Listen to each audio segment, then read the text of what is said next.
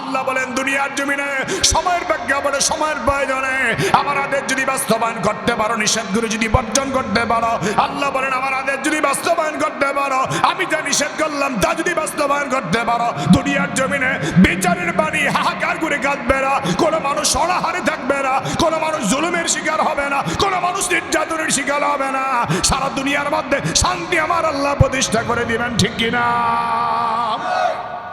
সুপ্রিয় দিনী ভাইয়ের, আপনার সকলে কেমন আছেন?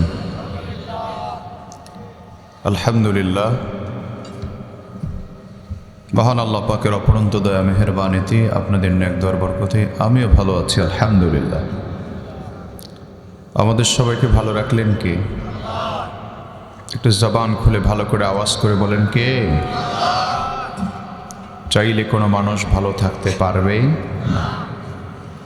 যে আল্লাহ তাআলা ভালো রেখেছেন, সুস্থ রেখেছেন, পবিত্র কোরআনের মাহফিলে আসার সুযোগ দিয়েছেন, আমি মনে করি এটা মাবুদের পক্ষ থেকে অপরন্ত দয়া এবং মেহেরবানি। আমরা যারা কোরআনের মাহফিলে এসেছি, আমি আশা করব 14 গ্রাম এলাকা এগুলি কোরআনে কারীমের জন্য, দ্বীনের জন্য একটি দুর্জয় ঘাঁটি। আমার ভাইয়েরা, কোরআনে কারীমের ঘাঁটি, ইসলামের ঘাঁটি এবং আলেম ওলামাদের একটি ঘাঁটি হচ্ছে 14 গ্রামের মাটি। কথা বলেন ঠিক কিনা? তো কুমিল্লার মধ্যেই এবং এই 14 গ্রাম, ফেনী, নোয়াখালীর এলাকার মানুষের মধ্যে কথা বললে বোঝা যায় যে ওদের মধ্যে একটি চেতনা, একটি বিপ্লব, একটি ইসলামী মূল্যবোধ কাজ করে।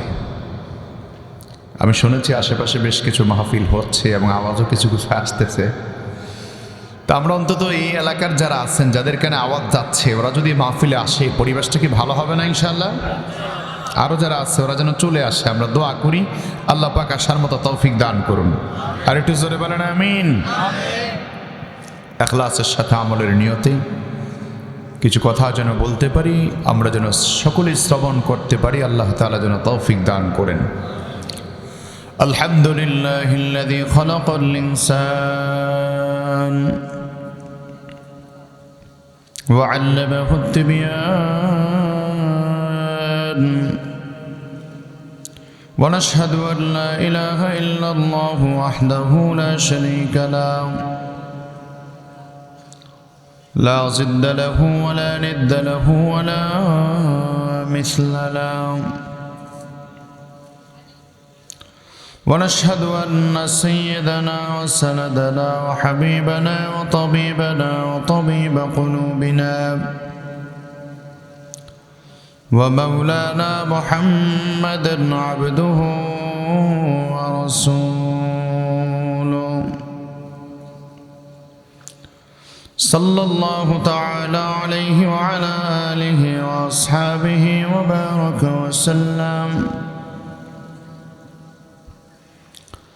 وبارك وسلم تسليما كثيرا كثيرا.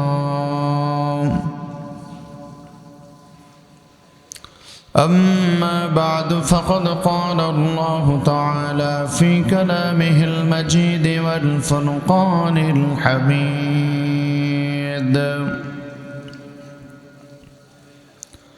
أعوذ بالله من الشيطان الرجيم. بسم الله الرحمن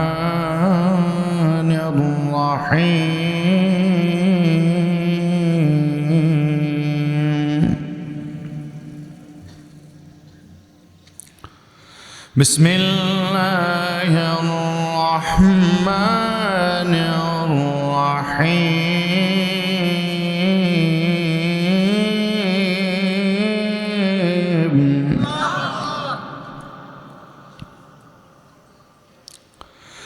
إن الله يأمر بالعدل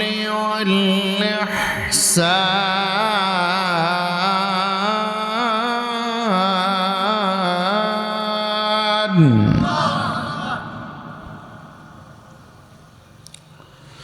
وإيتاء ذي القربى وينهى وينهى عن الفحشاء والمنكر والبغي يعظكم لعلكم تذكرون.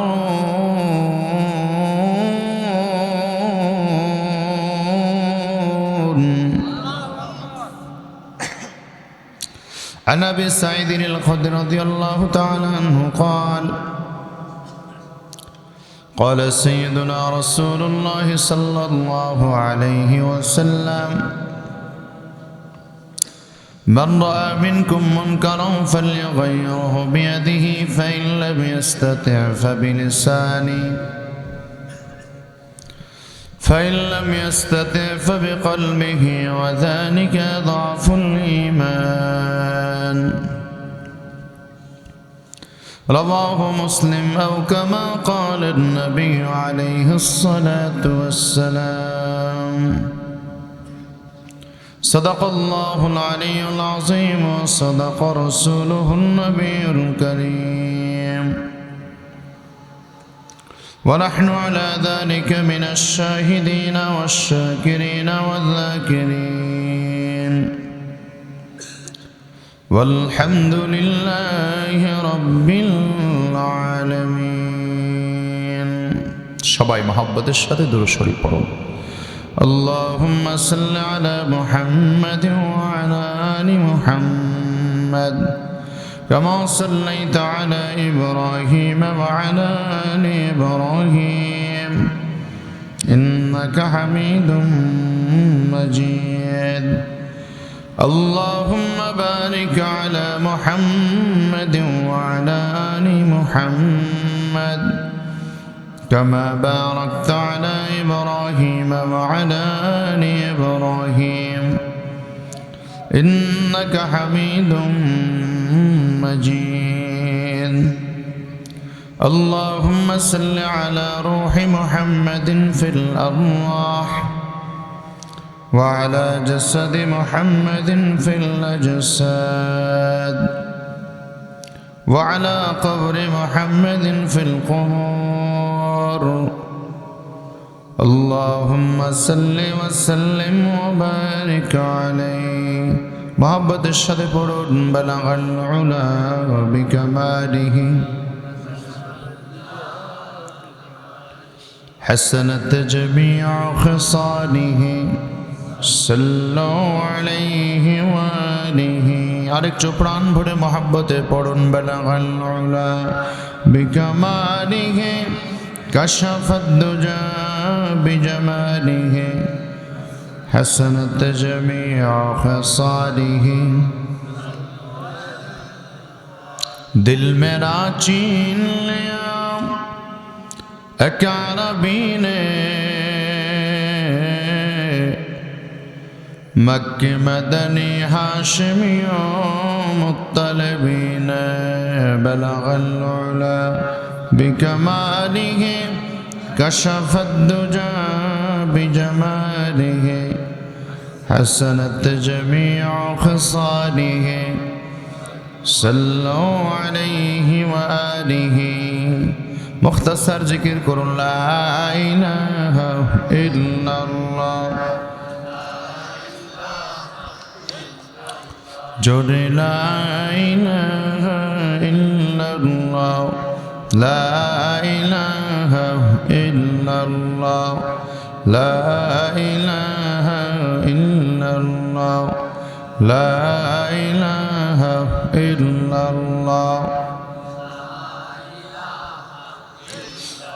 ला इलाहा इल्लल्लाह मुहम्मदुर रसूलुल्लाह सल्लल्लाहु अलैहि वसल्लम। আলহামদুলিল্লাহ। বাংলাদেশের ঐতিহ্যবাহী সুনামধন্য জেলা কুমিল্লার 14 গ্রাম উপজেলার অন্তর্গত বাড়াইশ তারুণ্য পরিবার ও প্রবাসী ভাইদের উদ্যোগে কবরবাসীদের রুহের মাগফিরাত কামনায় আয়োজিত তৃতীয় বার্ষিক পবিত্র তাফসিরুল কুরআন মাহফিল আজকের এই মোবারক মুনাব্বর মাহফিলের মহতারাম সম্মানিত সভাপতি জনাব ইঞ্জিনিয়ার মিজানুর রহমান ভুইয়া সাহেব, আমি দোয়া করছি আল্লাহ তাআলা প্রিয় ভাইটিকে হায়াত তাইয়্যিবা দান করুন, ইসলামের জন্য, দ্বীনের জন্য, সমাজের খেদমতের জন্য আল্লাহ কবুল করুন। আজকের মাহফিলের সম্মানিত প্রধান অতিথি জনাব মোহাম্মদ শাহাবুদ্দিন সাহেব, সাবেক ভিপি চট্টগ্রাম সরকারি কলেজ। আজকের মাহফিলের বিশেষ অতিথিবৃন্দ, আমন্ত্রিত মুআজ্জাজ মেহমান, আমার পূর্বে গুরুত্বপূর্ণ আলোচনা পেশ করেছেন বিশিষ্ট আলেমে দ্বীন, তরুণ আলোচক, তরুণ মুফাসসির, আমার অত্যন্ত স্নেহের হাফেজ মাওলানা বেলাল হোসেন হেলালি সাহেব। আল্লাহ তাআলা তার কণ্ঠকে ইসলামের জন্য, দ্বীনের জন্য কবুল করুন। আমন্ত্রিত আজকের মাহফিলে যিনি আলোচনা পেশ করেছেন, আমন্ত্রিত মেহমান হয়েছেন, আপনাদের এই গ্রামেরই সন্তান, কিন্তু আজকের জন্য তিনি মেহমান, আবার তিনিও মেজবান। আমার অত্যন্ত প্রিয় ভাই মহতারাম মাওলানা হাফেজ দেলোয়ার হোসেন সাহেব। আল্লাহ পাক দ্বীনের জন্য, দ্বীনের খেদমতের জন্য তার কণ্ঠকে আরও বেশি উঁচু করে দেন। জোরে বলেন আমিন। এলেমে হায়াত আল্লাহ তাআলা বরকত দান করুন। আমন্ত্রিত মুআজ্জিজ মেহমান হযরত মাওলানা মুফতি মোহাম্মদ হাবিবুল্লাহ সাহেব। আজকের মাহফিলে আমন্ত্রিত যুগের শ্রেষ্ঠ সন্তান, জাতির রাহবার, জাতির জাগ্রত বিবেক হযরত উলামায়ে কেরাম, এলাকার আশপাশ থেকে, বিভিন্ন জায়গা থেকে, বহুদূর দূরান্ত থেকে আগত ইসলাম প্রিয়, কোরআন প্রিয়, আল্লাহ প্রেমিক, রসুল প্রেমিক, তৌহিদি মুসলমান ভাইয়েরা, সম্মুখপানে সমবেত প্রিয় যুবক ও তরুণ বন্ধুরা, পর্দার আড়ালে অবস্থানরতা শ্রদ্ধা সম্মানিতা মা ও বোনেরা, মহান আল্লাহ সুবহানাহু ওয়া তাআলার শাহেনশাহী দরবারে শুকরগুজার করছি যে মহান মনিব অত্যন্ত দয়া করে, মায়া করে, মহব্বত করে, ভালোবেসে হাজারো লাখো মানুষ থেকে যাচাই বাছাই করে দুনিয়ার সকল প্রকার গুনাহের পরিবেশ থেকে মুক্ত রেখে আজকের এই বরকতপূর্ণ পরিবেশে, জান্নাতি মজলিসে আসার বসার তৌফিক আমাদেরকে দান করেছেন। আমরা ইচ্ছে করে আসতে পারিনি, আসার তৌফিক আমাদেরকে দিয়েছেন। মুসলমানের কণ্ঠে আওয়াজকে দারাজ করে আরেকবার চিৎকার করে বলুন, কে দিয়েছেন?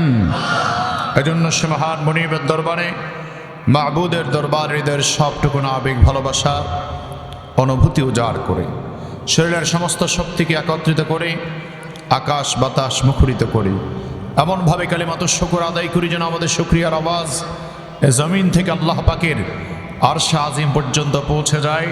শরীরের সব শক্তি গলায় নিয়ে চিৎকার করে সকলে পড়ি আলহামদুলিল্লাহ। লক্ষ কোটি দরুদ সালাম পেশ করছি আল্লাহর সৃষ্টির প্রধান আকর্ষণ, বিশ্ব সভার সভাপতি, বিশ্ব মানবতার মহান মুক্তির দিশারি, বিশ্ব মানবতার মহান শিক্ষক, ইমামুল আম্বিয়া, সৈয়দুল আম্বিয়া, হাবিবে কিবরিয়া, আশরাফুল আম্বিয়া, নবিয়ুল মুরসালিন, খাতামুন নবিয়্যিন, রাহমাতুল লিল আলামিন, নবীদের নবী, সর্বশ্রেষ্ঠ নবী, বিশ্বজগতের নবী জনাবে মুহাম্মদ রাসূলুল্লাহ সাল্লাল্লাহু আলাইহি ওয়াসাল্লামের উপর। মুহতারাম বন্ধুগণ, পবিত্র কোরআনে পাকের 114টি সূরার মধ্যে হতে সিরিয়াল নাম্বার হিসেবে 16 নম্বর সূরা, চমৎকার সূরা সূরাতুন নাহল থেকে 90 নম্বর আয়াতে কারিমা আপনাদের সামনে তেলাওয়াত করেছি।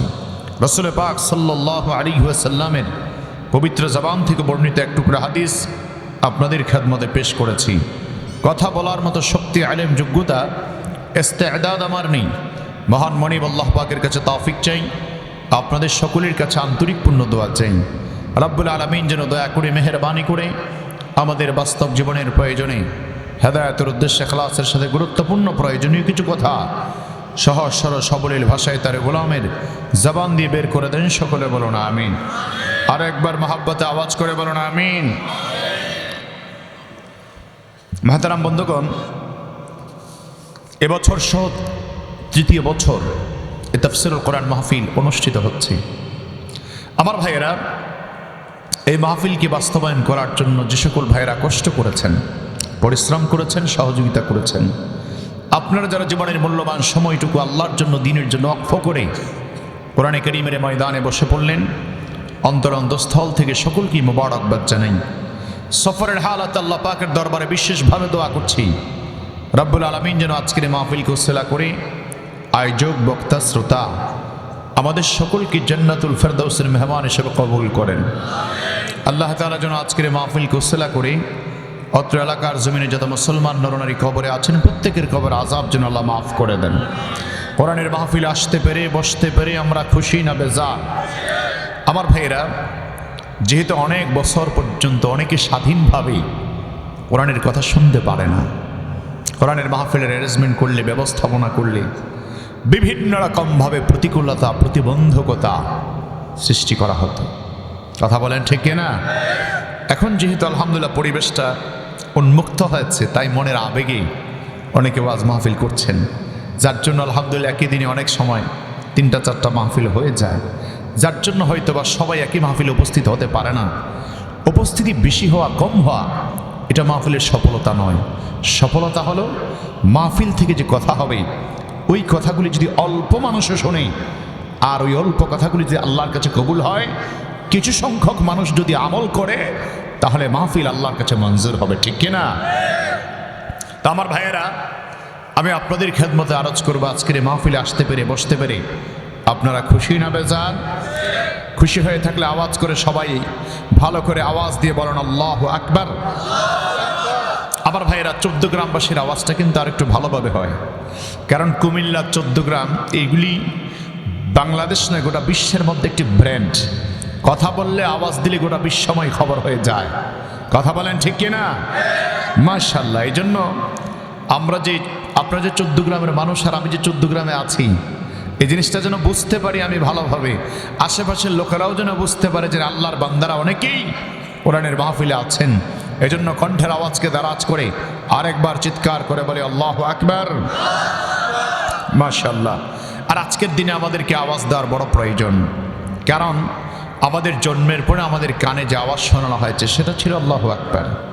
আবার যেদিন আমরা মৃত্যুবরণ করব, দুনিয়ার জমিন থেকে বিদায় নিব, আমাদেরকে সর্বশেষ জানাজার নামাজ যখন পড়িয়ে বিদায় দিবে, সে জানাজার নামাজের শব্দটাও ছিল আল্লাহু আকবার হবে। আমার ভাইয়েরা, শুধু তাই নয়, 5 ওয়াক্ত নামাজ যখন আমরা আদায় করি, এই নামাজ আদায় করতে গিয়ে প্রথমে যে শব্দটি বলতে হয়, যে আওয়াজ দিতে হয়, সেটা হচ্ছে আল্লাহর বরত্বের আওয়াজ। আল্লাহ এই জন্য রাসূলকে বলেছেন ওয়ারাব্বাকা ফাকাব্বির, আপনি আপনার রবের নামে তাকবীর দেন, কারণ আল্লাহু আকবারের তাকবীরের আওয়াজ মুমিনের ঈমানের পাওয়ারকে বৃদ্ধি করে দেয়, কাফের মুশরিক বেঈমানের হৃদয়ের মধ্যে কম্পন সৃষ্টি করে দেয়। আর একটু জোরে বলেন। আমার ভাইয়েরা, আজকের দিনে আমাদেরকে আওয়াজ দিতে হবে এই জন্য, কারণ শত্রুর হানা আমরা চতুর্দিক থেকে আজ করতে পারতেছি। অনেক শত্রু বাংলাদেশের দিকে তাকিয়ে আছে, অনেকে আমাদের প্রতিবেশী রাষ্ট্র পর্যন্ত আমাদেরকে ধমক দেয়, হুমকি দেয়, বাংলাদেশ থাকবে না, মানচিত্রে রাখবে না। আসলে বাংলাদেশের ইতিহাসটা একটু ভিন্ন রকম। বাংলাদেশের মানুষ রক্ত দেয়, জীবন দেয়, সন্তান এতিম করে, স্ত্রীকে বিধবা করে, মাথা কখনো কারো কাছে নত করে না। আর একটু জোরে বলেন ঠিক কিনা? আমাদের মাথা একজনের কাছে নত হয়, তিনি কে? আওয়াজ করে বলতে হবে, তিনি কে? 1947 সালের ইতিহাস দেখুন, বাংলাদেশের মানুষ রক্ত দিয়েছে, জীবন দিয়েছে, ব্রিটিশদেরকে খেদিয়েছে। আমার বন্ধুগণ, শুধু তাই নয়, 1952 ভাষা আন্দোলনে রক্ত দিয়ে, জীবন দিয়ে মাতৃভাষার অধিকার কেড়ে এনেছে, মাথা নত করে নাই। 1971 সালে রক্ত দিয়েছে, জীবন দিয়েছে। আমার ভাইয়েরা, পাক হানাদারদের বিরুদ্ধে রক্ত দিয়ে, জীবন দিয়ে এদেশের স্বাধীনতা এনেছে, মাথা নত করে নাই। যারা বলেন ঠিক কিনা? আবার যখন নতুন ভাবে স্বৈরাচার মাথা চারা দিয়ে উঠেছে, এদেশের মানুষের কণ্ঠকে স্তব্ধ করে দিয়েছে, তখন আমরা দেখেছি 24-এর ছাত্র জনতা ঐক্যবদ্ধভাবে রক্ত দিয়া, জীবন দিয়া, বিপ্লবের মাধ্যমে স্বাধীনতা কেড়ে এনেছে, মাথা নত করে না। আমার দেশের ইতিহাসটাই এমন। এদেশের প্রতি আমাদের ভালোবাসা আছে না নাই? সবাই ভালো করে বলেন, আছে না নাই? আমরা এই দেশকে ভালোবাসতে চাই কি চাই না? আমরা এই 56,000 বর্গ মাইলের প্রতি ইঞ্চি মাটিকে ভালোবাসি। সুতরাং আমার বাংলার দিকে কোনো শকুন যদি বাঁকা নজরে তাকায়, বাংলাদেশের প্রত্যেকটা নাগরিক, প্রত্যেকটা মুসলমান ঐক্যবদ্ধভাবে জালেমের জুলুম আর আগ্রাসনের বিরুদ্ধে ঝাঁপিয়ে পড়বে শাহজালালের মতো। প্রয়োজনে রক্ত দিয়া, জীবন দিয়া আমার বাংলার প্রতি ইঞ্চি মাটিকে আমরা রক্ষা করব। ঠিক কিনা? কারা কারা যে আছেন, দু হাত তুলে দেখা।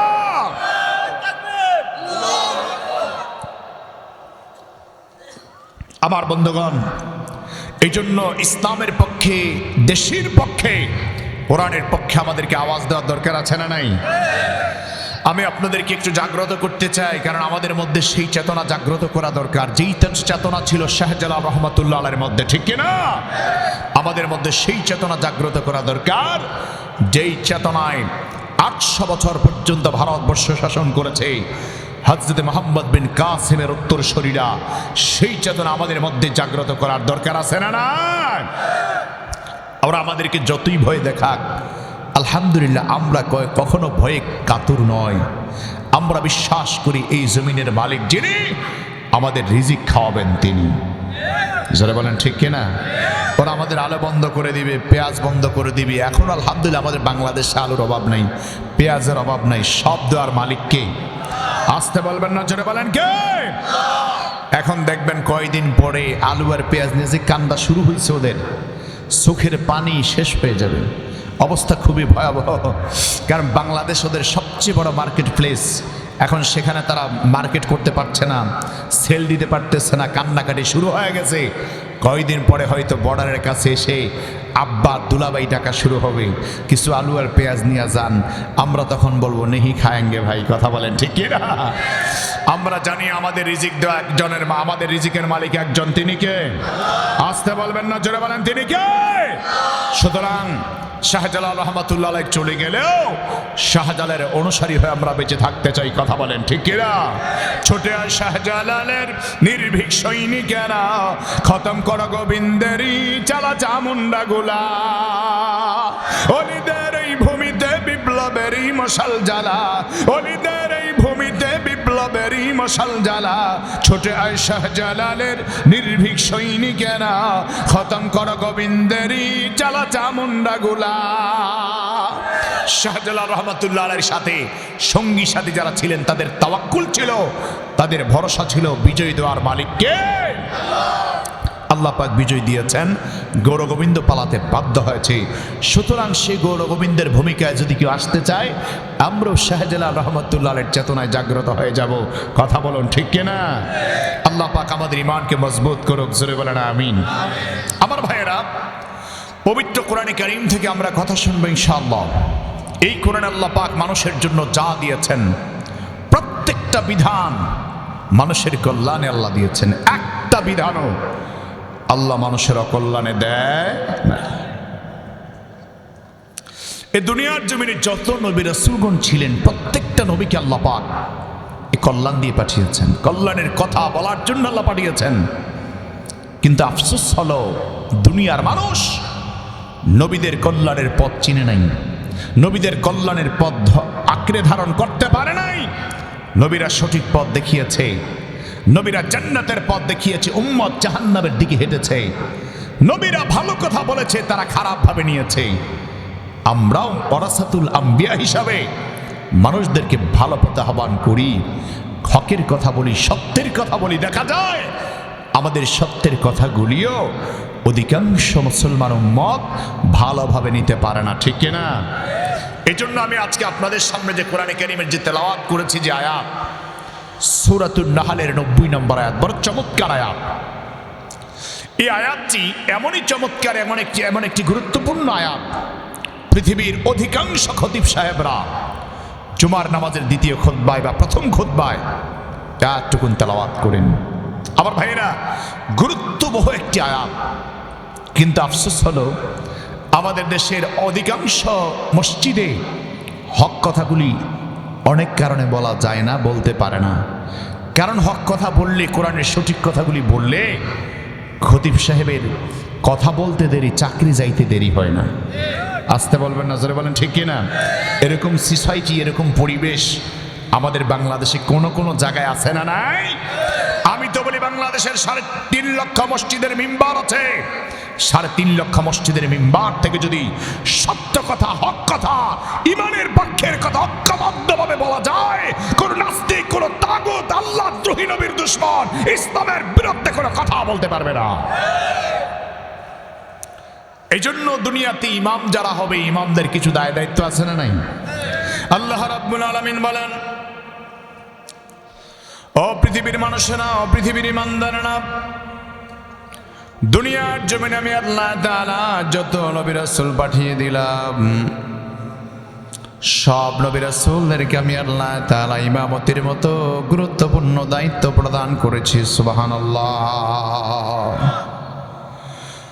সমস্ত নবীদেরকে আল্লাহ তাআলা ইমামতের গুরুত্বপূর্ণ দায়িত্ব প্রদান করলেন। সব নবীদেরকে, সব রাসূলদেরকে আল্লাহ তাআলা ইমাম করে পাঠিয়ে দিলেন। পবিত্র কোরআনে আল্লাহ তাআলা সূরাতুল আম্বিয়ায় বড় সুন্দর করে তার বিস্তারিত বিবরণ আল্লাহ দিয়েছেন। আল্লাহ বলেন, وجعلناهم أئمة يهدون بأمرنا وأوحينا إليهم فعل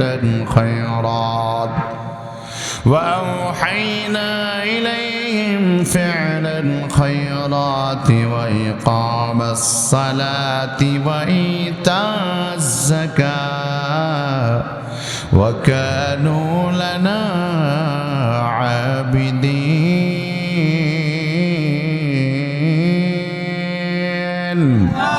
أرجو بلن الله أكبر. আল্লাহ বলেন, ও দুনিয়ার ইমানদারেরা,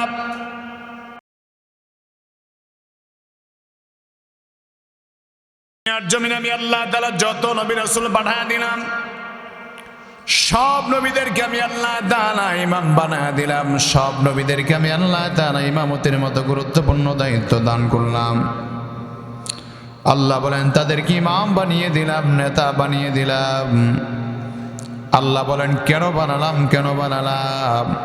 ইয়াহদুনা বিআমরিনা, তাদেরকে আমি আল্লাহ তাআলা আদেশ দিলাম। দুনিয়ার জমিনে তোমরা যত কাল থাকবে তত কাল আমার হুকুমের কথাগুলি মানুষদেরকে বলবে। আর আমি আল্লাহ তাআলা তাদেরকে বিশেষভাবে বললাম, ওয়াউহাইনা ইলাইহিম ফিআলাল খায়রাত, তোমরা দুনিয়ার জমিনে যত কাল থাকবে ততকাল তোমরা ভালো কথা বলবে, ভালো কাজ করবে।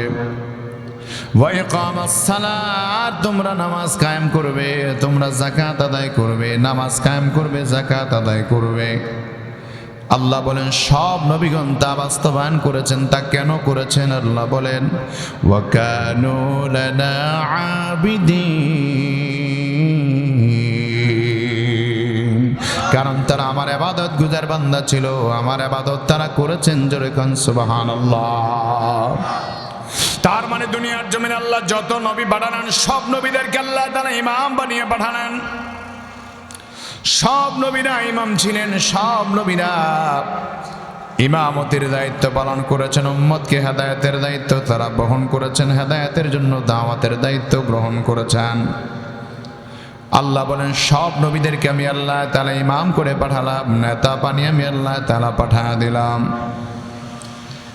দুনিয়ার জমিনে আল্লাহ তাআলা নবীদেরকে ইমাম বানালেন। তার মানে হলো ইমামতের দায়িত্ব তো গুরুত্বপূর্ণ দায়িত্ব।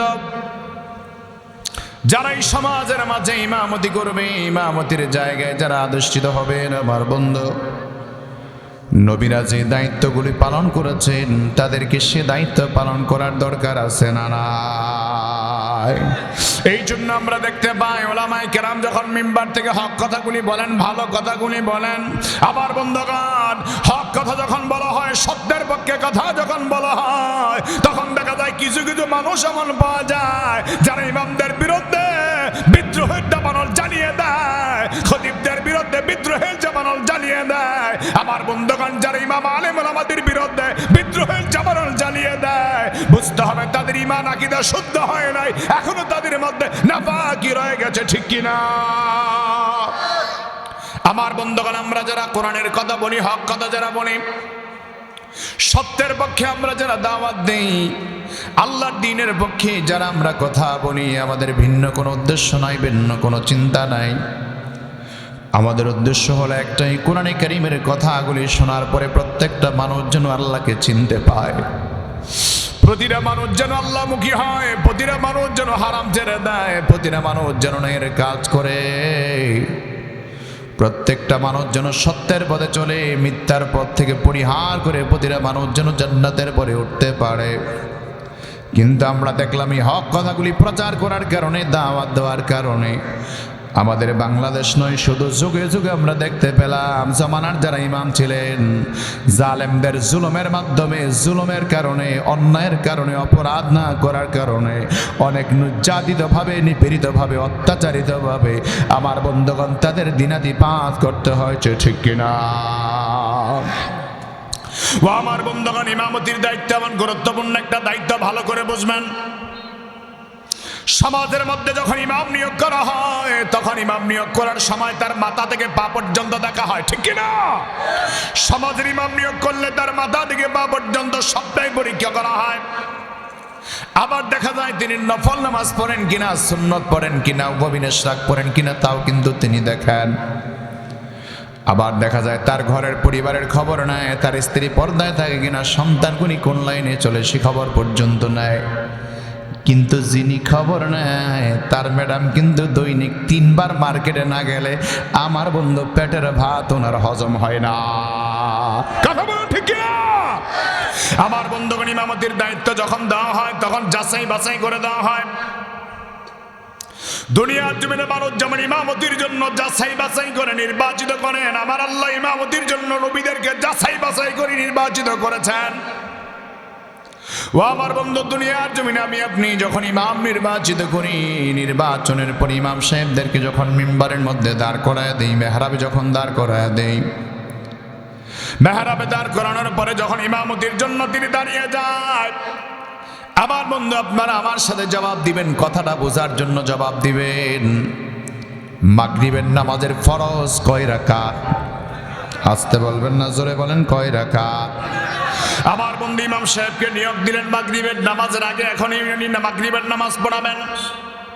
যেই মাত্র তিনি মাগরিবের নামাজের জন্য ইমামতির মুসল্লায় দাঁড়ায় গেলেন, ইমামতির মুসল্লায় দাঁড়ানোর পরে ওনার পিছন থেকে যখন নাকি মুয়াজ্জিন সাহেব একামত প্রদান করলেন, একামত শেষ হয়ে গেল, উনি আল্লাহু আকবার বলে তাকবীরে তাহরিমা বেঁধে নিলেন। তাকবীরে তাহরিমা বাঁধার পর উনি সানা পড়ার পরে এখন জোরে জোরে কেরাত পড়াবেন। আমার বন্ধুগণ, সূরা ফাতিহা না পড়ে তিনি যদি আত্তাহিয়াতু পড়া শুরু করে দেয়, তাহলে আপনি যদি মুক্তাদি হন, আপনি যদি মুসল্লি হন, তাহলে আপনি দিবেন লোকমা। আপনি দিবেন কি? আল্লাহু আকবার বলবেন বা সুবহানাল্লাহ বলবেন, যাতে উনি আপনার লোকমাটা ধরে সূরা ফাতিহার দিকে ফিরে যায়, আত্তাহিয়াতুর মধ্যে যেন তিনি না থাকে, তাশাহুদের মধ্যে যেন না থাকে।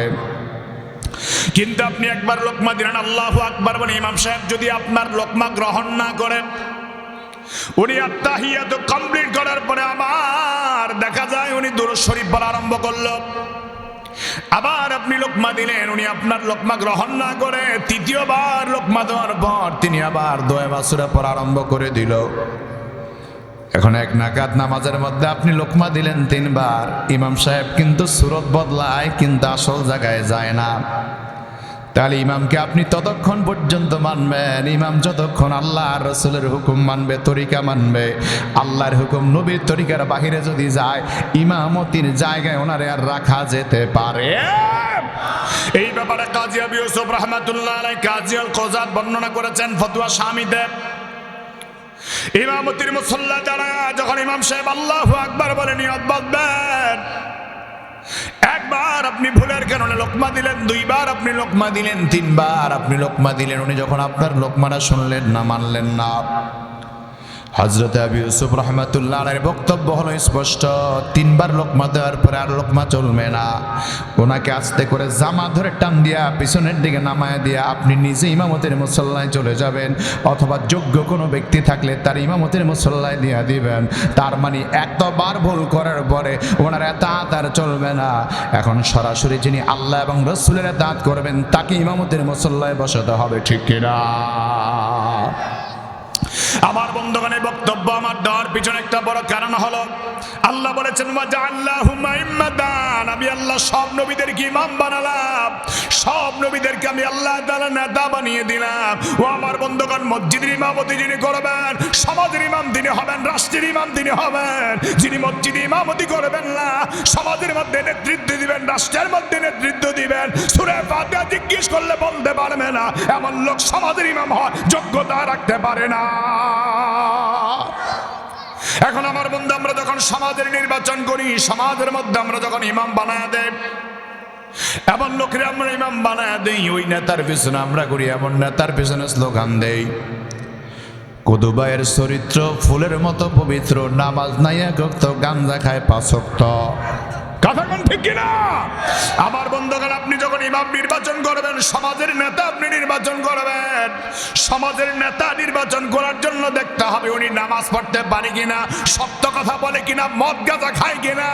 যেই মানুষটা মদের সাথে সম্পৃক্ত না, যেই মানুষটা জুয়ার সাথে সম্পৃক্ত না, যেই মানুষটা সত্য কথা বলে, এমন মানুষদেরকে সমাজের ইমাম বানাবার দরকার আছে না নাই? আমার বন্ধুগণ, আমরা দেখলাম স্বাধীনতার 53 বছর শেষ হয়ে 54 বছরে বাংলাদেশ আজ পদার্পণ করেছে। আমরা জানি এই 53 বছরে অনেকে আমাদেরকে অনেকভাবে ধোঁকা দিয়ে বোকা বানিয়ে বানিয়ে রাষ্ট্র ক্ষমতা পরিচালনা করেছে। আমরা দেখলাম এই স্বাধীনতার 53 বছরে অনেকে ডিজিটাল বাংলাদেশের স্বপ্ন আমাদেরকে দেখাইছে। কথা কয় না ঠিক কিনা? আবার আমরা দেখেছি আরেক দল আমাদেরকে স্মার্ট বাংলাদেশের স্বপ্ন দেখাতে গিয়ে স্টেজ ভাঙ্গাই নিচে পড়ছে। তার মানে আল্লাহকে, বেটা তুই ডিজিটাল বাংলাদেশের স্মার্ট বাংলাদেশ বানাইতে পারবি না। আসলে বাস্তবিকভাবে ডিজিটাল বাংলাদেশ স্মার্ট বাংলাদেশ হয় নাই, বরং যেই পরিমাণ টাকা বাংলাদেশ থেকে পাচার করে বিদেশে দেওয়া হয়েছে, ওই পরিমাণ টাকা যদি আমার বাংলাদেশে লাগানো হতো উন্নয়নের কাজে, আমার বাংলাদেশের 56,000 বর্গ মাইলের রাস্তা স্বর্ণ দিয়ে বাদাই করে দেওয়া সম্ভব ছিল। ঠিক কিনা? আমার বন্ধুগণ, ডিজিটাল বাংলাদেশ হয় না, ডিজিটাল চোর তৈরি হয়েছে। আর ওই চোরের দলেরা দেখতাম আমরা মাইক পেইলেই বড় বড় গলায় কথা বলে বলতো খেলা হবে। কথা কয় না, কি হবে? আমার বন্ধুগণ, এই সমস্ত চাপাবাজি আমরা শুনতে চাই না। আমরা ডিজিটাল আর স্মার্ট বাংলাদেশের স্লোগান আর দিতে চাই না। আমাদের একটাই মাত্র স্লোগান, মুসলমান হিসাবে আমরা চাই আগামীর বাংলাদেশ চলবে কোরআন এবং সুন্নাহ দিয়া। কারা কারা চাই দু হাত তুলে দেখায়।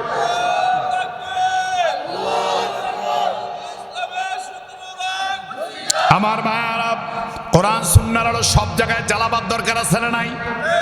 আমরা শুধু আগে স্লোগান দিতাম কোরআন সুন্নাহর আলো ঘরে ঘরে জ্বালো। এখন থেকে স্লোগান পরিবর্তন করে কোরআনটাকে সংসদ ভবন পর্যন্ত নেওয়ার দরকার আছে না না? আমার সাথে সবাই মিলে স্লোগান দিবেন একই সাথে একই তালে, নারায়ে তাকবীর। না, আপনারা কুমিল্লার বাইরের লোক মনে হয়। কি রে ভাই, এটা কি কুমিল্লার মধ্যে মজ করতেছি নাকি? কুমিল্লার মধ্যে কুমিল্লার মানুষের চেতনাই তো আলাদা। মাশাআল্লাহ, লোকটা আলহামদুলিল্লাহ অনেক চলে এসেছে। আল্লাহ কবুল করে, বলেন আমিন। আলোচনা কি শুনতে চান কি চান না? আমি কি কোরআন সুন্নাহর বাহিরে কোনো কথা বলতেছি? আমাদের টার্গেট হলো একটাই, মানুষের জীবনে ভুল হয়, কোরআন দিয়ে মানুষের ভুলগুলি ধরিয়ে দেওয়া। কথা বলেন ঠিক কিনা? তাহলে কোরআন সুন্নাহর পক্ষে আমাদেরকে স্লোগান দেওয়ার দরকার আছে না নাই? ওই ঠান্ডা একটু বেশি, গলা জিমে গেছে, গলা পরিষ্কার করে না।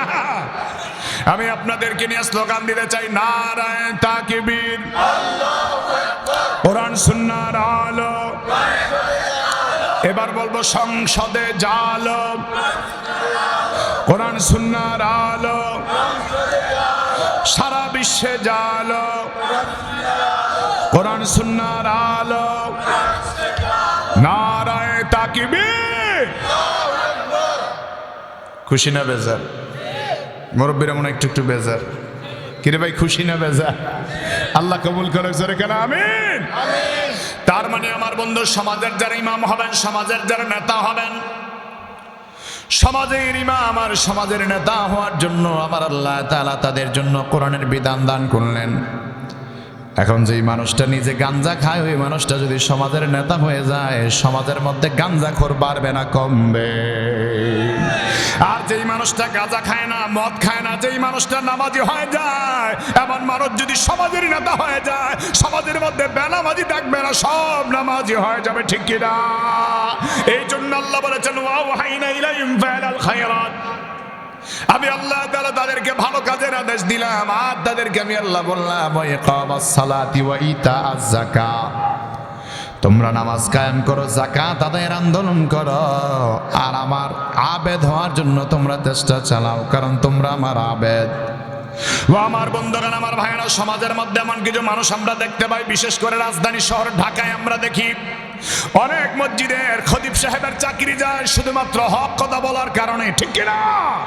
ও আমার বন্ধু, এমন কিছু মানুষ এমন পাওয়া যায় সমাজের মাঝে, রাত যখন নাকি শুক্রবার দিনে 1:30টার কাঁটা বেজে যাবে, ছুঁই অবস্থা, 1:30টার আগে উনি মসজিদে আসে না। 1:30টা বেজে যাওয়ার সাথে সাথে উনি মসজিদে পদার্পণ করে 1:30টা বাজার একটু আগে মসজিদে আসে, আইসে একবার ইমামের দিকে তাকায়, আমার ঘড়ির দিকে তাকায়।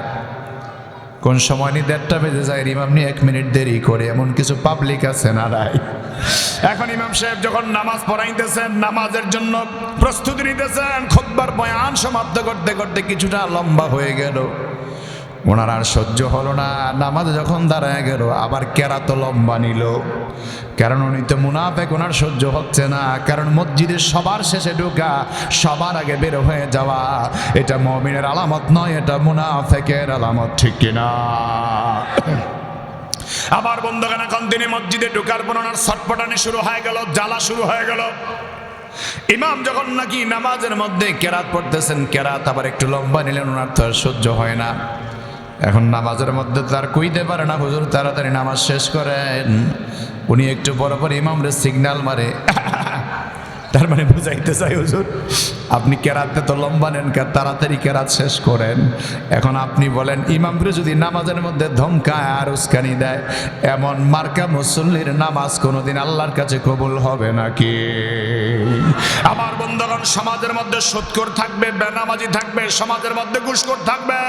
আমাদের দায়িত্ব হলো সুদ যারা খায়, সুদমুক্ত জীবনটা গঠন করার জন্য তারা দাওয়াত দেওয়া, যারা ঘুষ খায় তাদেরকে ঘুষমুক্ত করার জন্য দাওয়াত দেওয়া, যারা বেনামাজি তাদেরকে নামাজির জন্য দাওয়াত দেওয়া। এখন আমি যদি সুদের বিরুদ্ধে কথা বলি, আমি যদি ঘুষের বিরুদ্ধে কথা বলি, বন্ধু আপনার দেমাকে নেওয়ার দরকার নাই, মেজাজ গরম করার দরকার নাই। যদি আপনার মেজাজ গরম হয়ে যায়, বুঝতে হবে আপনার মধ্যে এখনো মুনাফিকের স্বভাব রয়ে গেছে, আপনার তওবা করে নতুন ভাবে কালিমা পড়া দরকার, ঠিক কিনা? আমার বন্ধুগণের জন্য ইমাম যারা হবেন, নেতা যারা হবেন, তারা অনেক কষ্ট স্বীকার করবে, অনেক ত্যাগ তারা স্বীকার করবে। এই জন্য ইমামে আজম আবু হানিফা রাহমাতুল্লাহ আলাইহি থেকে শুরু করে সব ইমামদের জীবনী আপনারা দেখবেন, অধিকাংশ ইমামদেরকে নির্যাতন করে, নিপীড়ন করে আমার ভাইয়েরা শহীদ করে দেওয়া হয়েছে। আমরা দেখলাম আমার ভাইয়েরা বাংলাদেশের কিংবদন্তি মুফাসসিরে কোরআন, আমার ভাইয়েরা 50 বছরের বেশি সময় ধরে যিনি কোরআনের দাওয়াত সারা দুনিয়ায় ছড়িয়ে দিয়েছিল, আল্লামা মরহুম দেলোয়ার হোসেন সাইদি রাহমাতুল্লাহ আলাইহিকে 13 বছর পর্যন্ত জেলখানায় থেকে আল্লাহর ডাকে শেষ পর্যন্ত সাড়া দিতে হয়েছে, ঠিক কিনা? আমার বন্ধুগণ, মুফাসসির চলে গেছেন, আমাদের কোটি কোটি মুসলমানের হৃদয়ে তার জন্য মায়া আছে, তার জন্য ভালোবাসা আছে, কিন্তু আমরা দেখতে পেলাম নির্যাতন করে, নিপীড়ন করে, অত্যাচার করে, জুলুম করে ওনাকে কারাগারে অবরুদ্ধ করে রাখা হয়েছে। বন্ধু, এই দৃশ্য কোনোদিন বাংলাদেশের মানুষ ভুলতে পারবে না, মুসলমানরা ভুলে যেতে পারে না, ঠিক কিনা? আবার আমরা দেখলাম এই বাংলাদেশের কিংবদন্তি আরেক আলেম আল্লামা জুনায়েদ বাবনগরী রাহমাতুল্লাহ আলাইহিকে কত অত্যাচার করেছে, কত নির্যাতন করেছে, মাথা নিচের দিকে দিয়া পাগুলা ঝুলাই দিয়া পায়ের মধ্যে আঘাতের পরে আঘাত করে পাগুলি থেতলিয়ে দেওয়া হয়েছে। মরহুম আল্লামা দুনিয়া থেকে বিদায় নিয়েছেন এত অত্যাচার আর নির্যাতনের স্টিমুলারের পরে, এত আঘাতের পরে বেশি দিন তিনি থাকতে পারেন না। জেলখানা থেকে বের হওয়ার কয়েকদিন পরে, কয়েক মাস পরে আল্লাহর ডাকে হাজিরা দিয়ে তিনি চলে গেছেন, তারপরেও বাতিলের সাথে কখনো আপোষ করে না, ঠিক কিনা? ও আমার বন্ধুগণ, তার মানে এইভাবে আমরা দেখলাম দুনিয়াতে যারা আলেম, যারা ইমাম, যারা খতিব, যুগে যুগে তারা ইসলামের পক্ষে কাজ করেন, জালেমের জুলুমের বিরুদ্ধে বক্তব্য দেন, কখনো বাতিলের সাথে আপোষ করে না, কখনো বাতিলের সাথে আপোষ করে না, বরং জীবনটাও যদি চলে যায় আমরা বলেছি তোমরা আলেমদের ধরো, ধরতে থাকো, 1 জন ধরো, ধরতে থাকো, 100 জন ধরো, ধরতে থাকো, 1 লক্ষ ধরবা, ধরতে থাকো, বাংলাদেশের 1 কোটি মুসলমান ধরবা, ধরতে থাকো। যদি একজন মুসলমান বেঁচে থাকে, একজন মুসলমান হকের পক্ষে দাওয়াত দিবে, একজন আলেম যদি বেঁচে থাকে তিনি হকের পক্ষে কথা বলবে, এক আল্লাহর পক্ষে কথা বলবে, বাতিলের সামনে মাথা নত করবে না। তার মানে ইমাম যারা, আলেম ওলামা যারা, কোরআনের দায় যারা, তারা কষ্ট করবে, নির্যাতিত হবে, নিপীড়িত হবে, অত্যাচারিত হওয়ার পরেও তারা এক আল্লাহর পক্ষে দাওয়াত দিবে, কোরআনের পক্ষের কথা তারা বলবে। এখন আমরা দেখতেছি আমার বন্ধু, জুলুম আর নির্যাতনের কারণে বাংলাদেশে একটা বিপ্লব হয়েছে। 24 জুলাই বিপ্লবের মধ্যে আমরা দেখতে পেয়েছি ওই জুলুম যারা করেছে, অন্যায় যারা করেছে, তাদেরকে আল্লাহ রাব্বুল আলামিন কিভাবে মূলোৎপাটন করে দিয়েছে। নেতার অভাব ছিল না, এখন আর নেতা খুঁজে পাওয়া যায় না। কথা বলেন ঠিক কিনা? আমার ভাইরা মনে রাখবেন, জুলুম যারা করবে প্রত্যেকটা জুলুমের একটা হিসাব একদিন আল্লাহর কাছে দিতে হবে। জুলুমের বদলা আপনাকে দিতে হবে। জুলুমের পরিণতি চূড়ান্ত পরিণতি। আবু জাহেল, উকবা, শাইব, ওয়ালিদ ইবনে মুগীরা, ফিরআউন, নমরুদ যারা জুলুম করেছে দুনিয়ায়, প্রত্যেকের জন্য শাস্তির ব্যবস্থা করেছেন কে? কিরে ভাই ঘুমাইতেছেন নাকি? একটু আওয়াজ দিয়ে বলেন কে? যে আল্লাহ ফেরাউনকে শাস্তি দিয়েছেন ওই আল্লাহ এখনো আছে না নাই? যে আল্লাহ নমরুদকে শাস্তি দিয়েছেন ওই আল্লাহ এখনো আছে না নাই? যে আল্লাহ আবু জাহেলকে শাস্তি দিয়েছেন ওই আল্লাহ এখনো আছে না নাই? কিন্তু আমরা দেখি জুলুম করার পরে, অন্যায় করার পরেও জালেমদের মধ্যে অনুশোচনা আসে না। কি আসে না? অনুশোচনা আসে না। আবু জাহেলকে যখন হত্যা করে, জবাই করে, তখন আবু জাইল্লা ওই জবাইকারী যে সাহাবী ছিলেন আব্দুর রহমান ইবনে আউফ রাদিয়াল্লাহু তাআলা, তাকে ডাক ডেকে, আব্দুর রহমান, আমার জবাই করবি তো আমার গর্দানটা একটু লম্বা করে কাটিস, আমার গর্দানটা, ঘাটটা একটু লম্বা করে কাটবি, যেন লোকেরা দেখলে বুঝে যে এটা আমি নেতা ছিলাম। তার মানে সে যে জুলুম করছে, নবীর উপর অন্যায় করেছে, ইসলামের উপর বাধা দিয়েছে, কোনো অনুশোচনা নাই। কত বড় শয়তান! মৃত্যুর আগে বলা যে আমার গর্দানটা, আমার ঘাটটা লম্বা করে কাটবি। এরকম কিছু আবু জাহেল মার্কা লোক এখনো আছে না নাই? আমার ভাইয়ের অন্যায় করার পর অনুশোচনা নাই, জুলুম করার পর অনুশোচনা নাই। আমরা দেখেছি আমার ভাইরা গত 5 তারিখে রাতে আমার ভাইরা 32 নম্বর বাড়ি ভেঙে ফেলা হয়েছে, চুরমার করে দেওয়া হয়েছে। আমার বন্ধুগণ, এটা তো এমনি হয় নাই। এটা হওয়ার পিছনে অনেক কারণ আছে, অনেক ইতিহাস আছে, অনেক রহস্য আছে। আমার ভাইয়েরা, অনেক সুশীল এখন সমাজের মধ্যে সাজবে। কেন ভাঙলো, কি কারণে ভাঙলো, দরকার কি ছিল?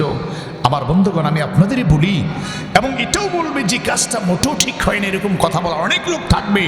আপনার মন্তব্য আপনার কাছে, কিন্তু আমার যেটা অ্যানালাইসিস, আমি একজন মুসলিম হিসাবে, একজন দায়ী হিসাবে আমার অ্যানালাইসিস হলো দুনিয়াতে কোনটা ভালো কোনটা খারাপ, এটার পরিণতি আমাদের বুঝতে হবে। আজকের সমাজে যেটা হয়ে যায়, এটা মানুষের ক্রোধের বহিঃপ্রকাশ। কথা বলেন ঠিক কিনা? মানুষ যদি অন্যায় করে ক্ষমা চায়, মানুষও তারে মাফ করে দেয়, আল্লাহ তারে মাফ করে দেয়। কিন্তু অন্যায় করার পরে যদি সিনাগিরি দেখায়, আমাদের দেশে একটা কথা আছে, চোরের মায়ের বড় গলা। চোরের মায়ের কি গলা? কথা বলে না, চোরের মায়ের কি গলা? আমার ভাইয়েরা, হাজার হাজার ছাত্রদেরকে হত্যা করা হয়েছে, অসংখ্য ছেলেদেরকে জীবন্ত পাখির মতো গুলি করে হত্যা করা হয়েছে। আমার ভাইয়েরা, বুলডোজারের বড় গাড়িতে ঢালাইয়ের মেশিন দিয়ে পিষ্ট করা হয়েছে। আমার বন্ধুগণ, অসংখ্য ছেলেদেরকে জীবন্ত লাশ বানানো হয়েছে, অসংখ্য মায়ের বুক খালি করা হয়েছে, অসংখ্য বাবাকে সন্তান হারা বানানো হয়েছে, তারপর অসংখ্য মানুষের ঘর বাড়ি বিলীন করা হয়েছে। আমার বন্ধু, আপনি যদি বলেন এটা ভালো হয় না, তাহলে কি সেটা ভালো ছিল? অসংখ্য ওলামায়ে কেরামদেরকে হত্যা করা হয়েছে, আয়না ঘর বানানো হয়েছে, অসংখ্য জুলুম আর নির্যাতন করার কারণে মানুষের ক্রোধের বহিঃপ্রকাশ এটা ঘটেছে। কথা বলুন ঠিক কিনা? এটা হচ্ছে একটা দৃষ্টান্ত। আবু জাহেল, আবু লাহাব, ফেরাউন, নমরুদ, এমনকি কারণ যখন দুনিয়া থেকে বিদায় হয়েছিল, কারণের ধ্বংসাবশেষ আল্লাহ পাক মাটির সাথে গোড়ায় দিয়েছেন। ফেরাউনকে আল্লাহ ধ্বংস করার পরে বলেছেন, আল ইয়াউমা নুনাজ্জিকা বিবাদানিকা লিতাকুনা লিমান খালফাকা আয়া। ও ফেরাউন, তোকে আমি আল্লাহ তাআলা চাইলে ধ্বংস করে দিয়া লাশটাকে আমি আল্লাহ পানির নিচে ডুবায় দিতে পারতাম। তো লাশকে আমি আল্লাহ বাঁচায় রাখলাম, এই জন্য লাশটাকে আমি আল্লাহ অক্ষত রাখলাম, এই জন্য রাখলাম যেন কিয়ামত পর্যন্ত তোর মতো ফেরাউন যারা হয় তাদের জন্য এটা শিক্ষণীয় হয়। ফেরাউন দুনিয়াতে নাই, কিন্তু নতুন করে ফেরাউন যদি কেউ হয়, তার জন্য আল্লাহ পাক শিক্ষাটা রেখে দিয়েছেন। কথা বলেন ঠিক কিনা? এই জন্য দুনিয়ার জমিনে যারা ইমাম হবেন, যারা সমাজের নেতা হবেন, ওই সমস্ত ইমাম, ওই সমস্ত আলেম ওলামাদের জন্য আর ওই সমস্ত নেতাদের জন্য আমার আল্লাহ তাআলা কোরআনে পাকে চমৎকার বিধান দিয়ে বর্ণনা করেন। তোমরা দুনিয়ার জমিনে যতকাল থাকবে, ততকাল তোমরা ভালো কথা বলবে, ততকাল তোমরা উম্মতকে নামাজ কায়েমের কথা বলবে, তত জীবন তোমরা তোমাদের উম্মতদেরকে যাকাত আদায়ের কথা বলবে, তোমরা নেকের কাজ করবে, ভালো কাজ করবে। এই জন্য আমার বন্ধু, ন্যায়ের পথে থাকতে গেলে অন্যায়ের বিরুদ্ধে বাধা দিলে অনেক অত্যাচার হয়, অনেক জুলুম আর নির্যাতন আসবে, তারপরও ন্যায়ের পথ কখনো ছাড়া যেতে পারে না, ঠিক কিনা? এই জন্য আল্লাহ রাব্বুল আলামিন দুনিয়ার জমিনে যত নবী রাসূল বানালেন, সব নবীদেরকে আল্লাহ তাআলা ইমাম বানিয়ে দিলেন। আর আল্লাহ তাআলা আমাদের সমাজে যাদেরকে ইমাম বানায় পাঠালেন, যাদেরকে আল্লাহ আমাদের জন্য ইমাম নিযুক্ত করলেন, নবীদের রেখে যাওয়া আমানত ওয়ারাসাতুল আম্বিয়া হিসেবে আমাদেরকেও দায়িত্ব পালন করতে হয়। এই জন্য সমাজের ইমামরা, খতিব সাহেবরা যখন জুমার নামাজে খুতবা দেন, জুমার নামাজের খুতবার শেষ খুতবার মাঝে কোরআনে পাকের যে আয়াতটা বেশি বেশি পরিমাণে তেলাওয়াত করে, আয়াতটা হলো সূরাতুন নাহলের 90 নম্বর আয়াত। এই সূরাতুন নাহলের 90 নম্বর আয়াতের ব্যাপারে হযরত আব্দুল্লাহ ইবনে আব্বাস রাদিয়াল্লাহু তাআলার বক্তব্য পাওয়া যায়। হযরত আব্দুল্লাহ ইবনে আব্বাস রাদিয়াল্লাহু তাআলা বলেন, ও দুনিয়ার উম্মতেরা, রব্বুল আলামিন যদি পুরা কোরআন শরীফ না পাঠায়, শুধুমাত্র হেদায়েতের জন্য একটা আয়াত আল্লাহ পাঠায় দিতেন, আর ওই আব্দুল্লাহ সে মানসিকভাবে সুস্থ নয়, সে একজন পাগল মানুষ। জোরে কান নাউযুবিল্লাহ। আল্লাহ নবীকে যেই মাত্র পাগল বলল, আর ডাক দিয়া বলল, হে আকসাম ইবনে সাইবি, মুহাম্মদ ইবনে আব্দুল্লাহ কে বলেছে সে আল্লাহর নবী? সে তো আল্লাহর নবী হতে পারে না, কারণ সে হলো পাগল। যেই মাত্র আল্লাহর নবীর পাগল বলে আখ্যায়িত করলেন, আল্লাহর নবীর ব্যাপারে আকসাম ইবনে সাইফির মনের মধ্যে আরো বেশি পরিমাণ চেতনা জাগ্রত হলো। যেই নবীকে পাগল বলা হলো, সেই পাগলটা কেমন, তার সুরত কেমন আমার দেখা একটু দরকার। এই জন্য পাগলের সুরত আর আকৃতি দেখার জন্য আকসাম ইবনে সাইবি প্রথমে 2 জন লোক পাঠায় দিলেন, যাও তোমরা মুহাম্মদ ইবনে আব্দুল্লাহকে দেখে আসো। যেই মাত্র আকসাম ইবনে সাইবির 2 জন লোক তারা চলে গেলেন আর আল্লাহর নবীকে দেখতে গেলেন, গিয়ে দেখলেন রাহমাতুল লিল আলামিন নবীর চেহারা এত সুন্দর। আল্লাহর হাবিব আখির নবী, নবীদের নবী, দু জাহানের সরদার নবী, আমার নবী রাহমাতুল লিল আলামিন নবীর চেহারা মোবারক এত সুন্দর। জোরে করে আল্লাহু আকবার। আমার নবীর চেহারা মোবারক এত সুন্দর দেখার পরে আকসাম ইবনে সাইবির প্রতিনিধিরা অবাক হয়ে গেলেন, তাকে দেখলেন, যদি মুহাম্মদ রাসূলুল্লাহ পাগল হয়, চেহারা এত সুন্দর হবে কেন? আমার নবীর চেহারা মোবারক শুধু সুন্দর ছিল না, রাহমাতুল লিল আলামিনের প্রতিটা কার্যক্রম ছিল দুনিয়ার সবচেয়ে শ্রেষ্ঠ, সবচেয়ে চমৎকার। নবীজির চেহারা সুন্দর দেখলেন, শুধু তাই নয়, তাকায় দেখলেন রাসূলুল্লাহর চুলগুলো চমৎকার ভাবে সাজানো আছে। আল্লাহর হাবিবের জামা মোবারক, জুব্বা মোবারক বড় সুন্দর করে সাজানো। আকসাম ইবনে সাইবির লোকেরা মনে মনে বললেন, পাগল যদি হয়, পাগলের বেশভূষা তো খারাপ হবে। লোকটা যদি পাগল হয়, পাগলের চেহারা এত সুন্দর হয় না। আমার নবীর চেহারা মোবারক এত সুন্দর ছিল, এত সুন্দর ছিল, দুশ্মন যদি আবার রাসূলকে দেখত, দুশ্মনে ভিলে গিয়া দুশ্মনী ছেড়ে দিয়ে আল্লাহ রাসূলের সাথে বন্ধুত্ব অর্জন করত। আমার নবীর চেহারা মোবারক এত সুন্দর ছিল, খারাপ মানুষগুলো রাহমাতুল লিল আলামিন নবীর কাছে আসার পর দুশ্মনী ছেড়ে দিত, দুশ্মনী বন্ধ করে দিত। সাহাবায়ে কেরামদের বর্ণনা পাওয়া যায়, এমন অসংখ্য বর্ণনা পাওয়া যায়। ক্ষুধার যন্ত্রণা নিয়ে সাহাবায়ে কেরাম যখন কেউ সটপট করতেন, 2-3 দিন পর্যন্ত খাবার পেতেন না। আমার ভাইয়েরা, ক্ষুধার যন্ত্রণা নিয়ে সাহাবায়ে কেরাম আল্লাহর হাবিব রাহমাতুল লিল আলামিন নবীর কাছে যেতেন। রাহমাতুল লিল আলামিন নবীর সুন্দর চেহারার দিকে তাকাতেন, নবীজির সুন্দর চেহারার দিকে তাকায় তাকায় যতক্ষণ পর্যন্ত আমার নবীজির চেহারা মোবারকের দিকে তাকায় তাকায় দেখতেন, 2-3 দিনের ক্ষুধার যন্ত্রণা সাহাবায়ে কেরাম ভুলে যেতেন। জোরে চিল্লা বলেন আল্লাহু আকবার। আমার বন্ধুগণ, সেই নবী রাহমাতুল লিল আলামিন নবীর ব্যাপারে যখন বাজে কথা বলে, দুনিয়ার যারা উম্মতে মুসলিমা তারা বরদাস্ত করতে পারে না, সহ্য করতে পারে না। ও আমার বন্ধুগণ, আপনারা জানেন বর্তমান সময়ের চমৎকার একটি খবর হলো, বন্ধু, বাংলাদেশের ক্রিকেট ভাষ্যকার যে ছিল, অনেক ভাষ্যকারদের মধ্যে একজন ক্রিকেট ভাষ্যকার দেব চৌধুরী গত কয়েকদিন আগে কালিমা পড়ে মুসলমান হলো। তার রহস্য যদি আপনারা জানেন অবাক হবেন। তাকে জিজ্ঞেস করো, তুমি মুসলমান হলা কেন হলা? বলে, আমি দুনিয়ার অসংখ্য মানুষের জীবনী বললাম, মহামনীষীদের জীবনী গ্রন্থ দেখলাম, সব গ্রন্থের মাঝে যেই গ্রন্থ আমারে আকর্ষিত করেছে, যার জীবনী আমারে পাগল পাড়া বানিয়েছে, তিনি মুহাম্মদুর রাসূলুল্লাহ সাল্লাল্লাহু আলাইহি ওয়াসাল্লাম। শুধু তাই নয়, আমার ঘরে তেমন কিছু নাই, আমি তেমন কিছু জানি না, পড়ি না, তবে আমার ঘরে 2টা বঙ্গানুবাদ কোরআন আছে। জোরে কেন আল্লাহু আকবার। আমার ঘরে 2টা বঙ্গানুবাদ কোরআন আছে। ওই কোরআন শরীফের অনুবাদগুলো আমি দেখি আর পড়ি। রাহমাতুল্লিল আলামিনের জীবনের বিভিন্ন দিক নিয়ে আলোচনা শুনি এবং আলোচনা করি। কোরআন শরীফের অনুবাদগুলি দেখি আমি ইসলামের প্রতি দুর্বল হয়ে গেলাম। আজ আমি কালিমা পড়লাম, মুসলমান হলাম, নবীর আদর্শের স্বীকৃতি দান করলাম। সুবহানাল্লাহ। আমার নবীর চরিত্র এত সুন্দর করে আল্লাহ দিলেন। আমার ভাইয়েরা, 2জন লোক যখন আল্লাহর নবীর কাছে গেলেন, রাহমাতুল্লিল আলামিন নবীকে সালাম আনতে ডেকে বললেন, ও আল্লাহর বান্দা, মান আনতা, বলেন আপনি কে? ও আমার বন্ধুগণ, রাহমাতুল্লিল আলামিন নবীর সামনে অসংখ্য সাহাবায়ে কেরাম বসা আছেন। রাসূল তো বলতে পারতেন, আনা রাইসুল আম্বিয়া আনা ইমামুল মুরসালিন। রাসূল তা না বলে রাসূল সুন্দর করে জবাব দিয়ে বললেন, আনা মুহাম্মদ ইবনে আব্দুল্লাহ। জোরে কোন আল্লাহু আকবার।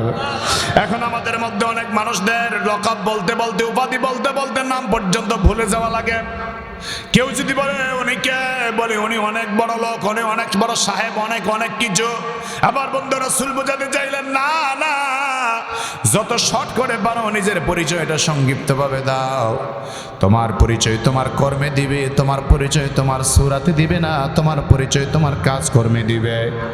আল্লাহর হাবিব যখন বললেন, আনা মুহাম্মদ ইবনে আব্দুল্লাহ, আকসাম ইবনে সাইবির 2জন প্রতিনিধি ডাক দিয়ে বলেন, কেন আপনি দুনিয়ার জমিনে আগমন করলেন? মিশন আপনার কি? নবী তার নিজের থেকে বানায় মিশনের কথা বলবে না।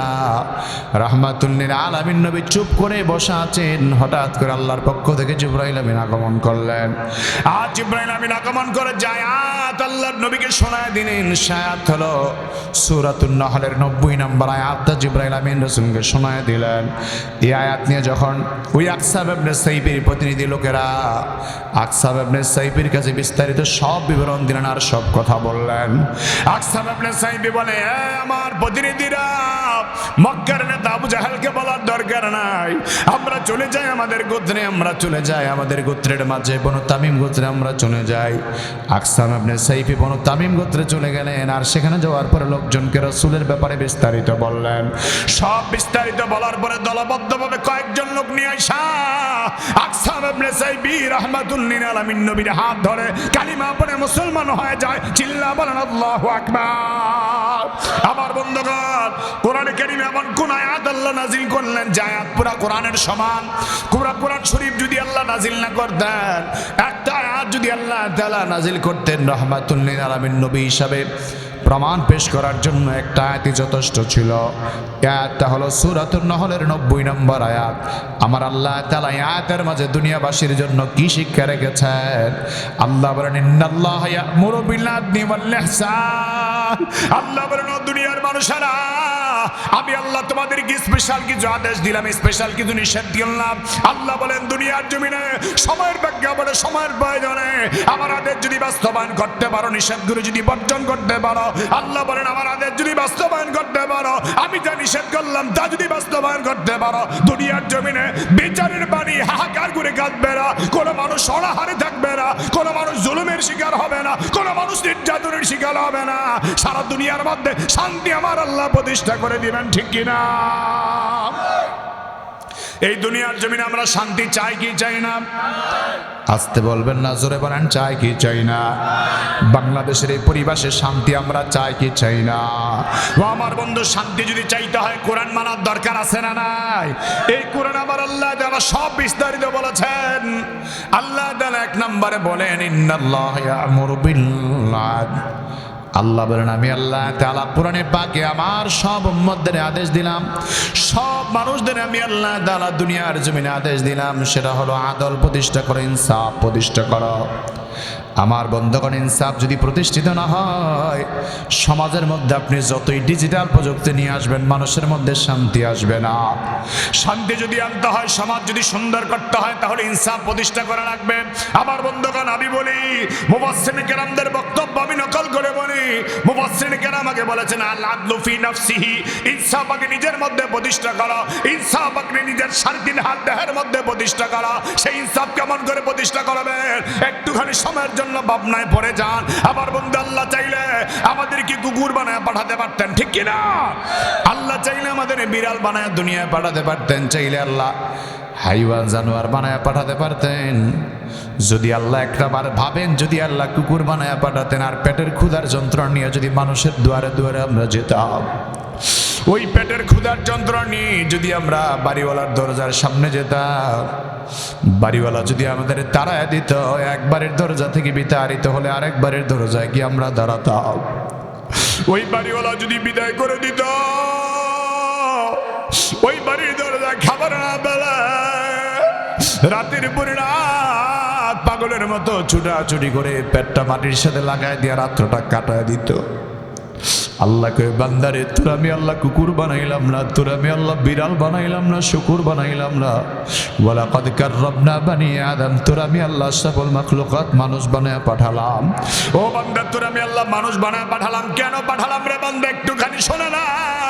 আল্লাহকে বান্দারে যত মাখলুকাত আমি আল্লাহ পাঠালাম, যত প্রাণী পাঠায় দিলাম, সব প্রাণীর খাবারের জন্য মাথা নত করতে হয়। সব প্রাণী খাবারের জন্য মাথা নত করে দিতে হয়। মাথাটা নিচের দিকে নিয়ে মাথাটা নত করে খাবারটা খেতে হয়। আল্লাহ কয় তোর মাথা আমি আল্লাহ নত হতে দেই না, আমি আল্লাহ তোমার মাথা নত করতে দেই না। বরং তোমার খাবারের সময় যখন হয়, হাত দিয়া খাবার নাও, মুখের মধ্যে তুলে দাও রে বান্দা। হাত দিয়া খাবার নিয়ে মুখের মধ্যে তুলে দাও।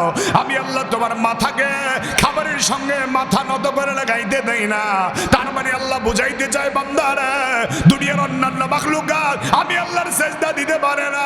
আমি আল্লাহ তোর মাথাকে নত করে দিলাম না, এই জন্য নত করে দিলাম না কারণ তোর মাথা দুনিয়ার কারো সামনে নত হবে না, আমি আল্লাহর জন্য নত হবে। ঠিক কিনা? এখন আমরা দেখা যায় দুনিয়ার জমিনে আল্লাহর দেওয়া মাথা পেয়ে, আল্লাহ দেওয়া সম্মান পেয়ে, মর্যাদা পেয়ে আল্লাহর জন্য মাথা নত করতে পারি না, আল্লাহর সেজদা দিতে পারি না। কত মুসলমান ভাই মাজারে সেজদা দেয়, কত মুসলমান ভাই দরগায় দুর্গায় গিয়ে সেজদা দেয়, মাথাটা নত করে দেয়, আল্লাহকে সেজদা দেয় না। আল্লাহ বলে যারা দুনিয়াতে আমার সেজদা দিলি না, ওরে বান্দা তোদের মধ্যে জানোয়ারের মধ্যে পার্থক্য রইল না। কারণ জানোয়ার খায়, ঘুমায়, পেশাব করে, পায়খানা করে। তুমিও খাইলা, ঘুমাইলা, পেশাব পায়খানা করে জিন্দেগি কাটাইলা। তোমার মধ্যে আর জানোয়ারের মধ্যে পার্থক্য নাই। পার্থক্য তখনই হবে বান্দা যখন তোমার কপালটা আমি আল্লাহর সামনে মাথা নত করে দিবা, আমি আল্লাহর পায়ের সামনে সেজদায় পড়বা। ঠিক কিনা? যুবক বন্ধুরা, আপনাদের কাছে জানতে চাই, ওই মালিক রে সেজদা দিতে আমরা চাই কি চাই না? কারা কারা চাই দুইটা হাত তুলে দেখায়, আল্লাহরে ডাক দেয়া বলেন আল্লাহ। এইভাবে নয়, কান্না বিজড়িত কণ্ঠে মহব্বতে ডাক দেয়া বলেন আল্লাহ। আরেকটু মায়ার কণ্ঠে ডাক দেয়া বলেন আল্লাহ।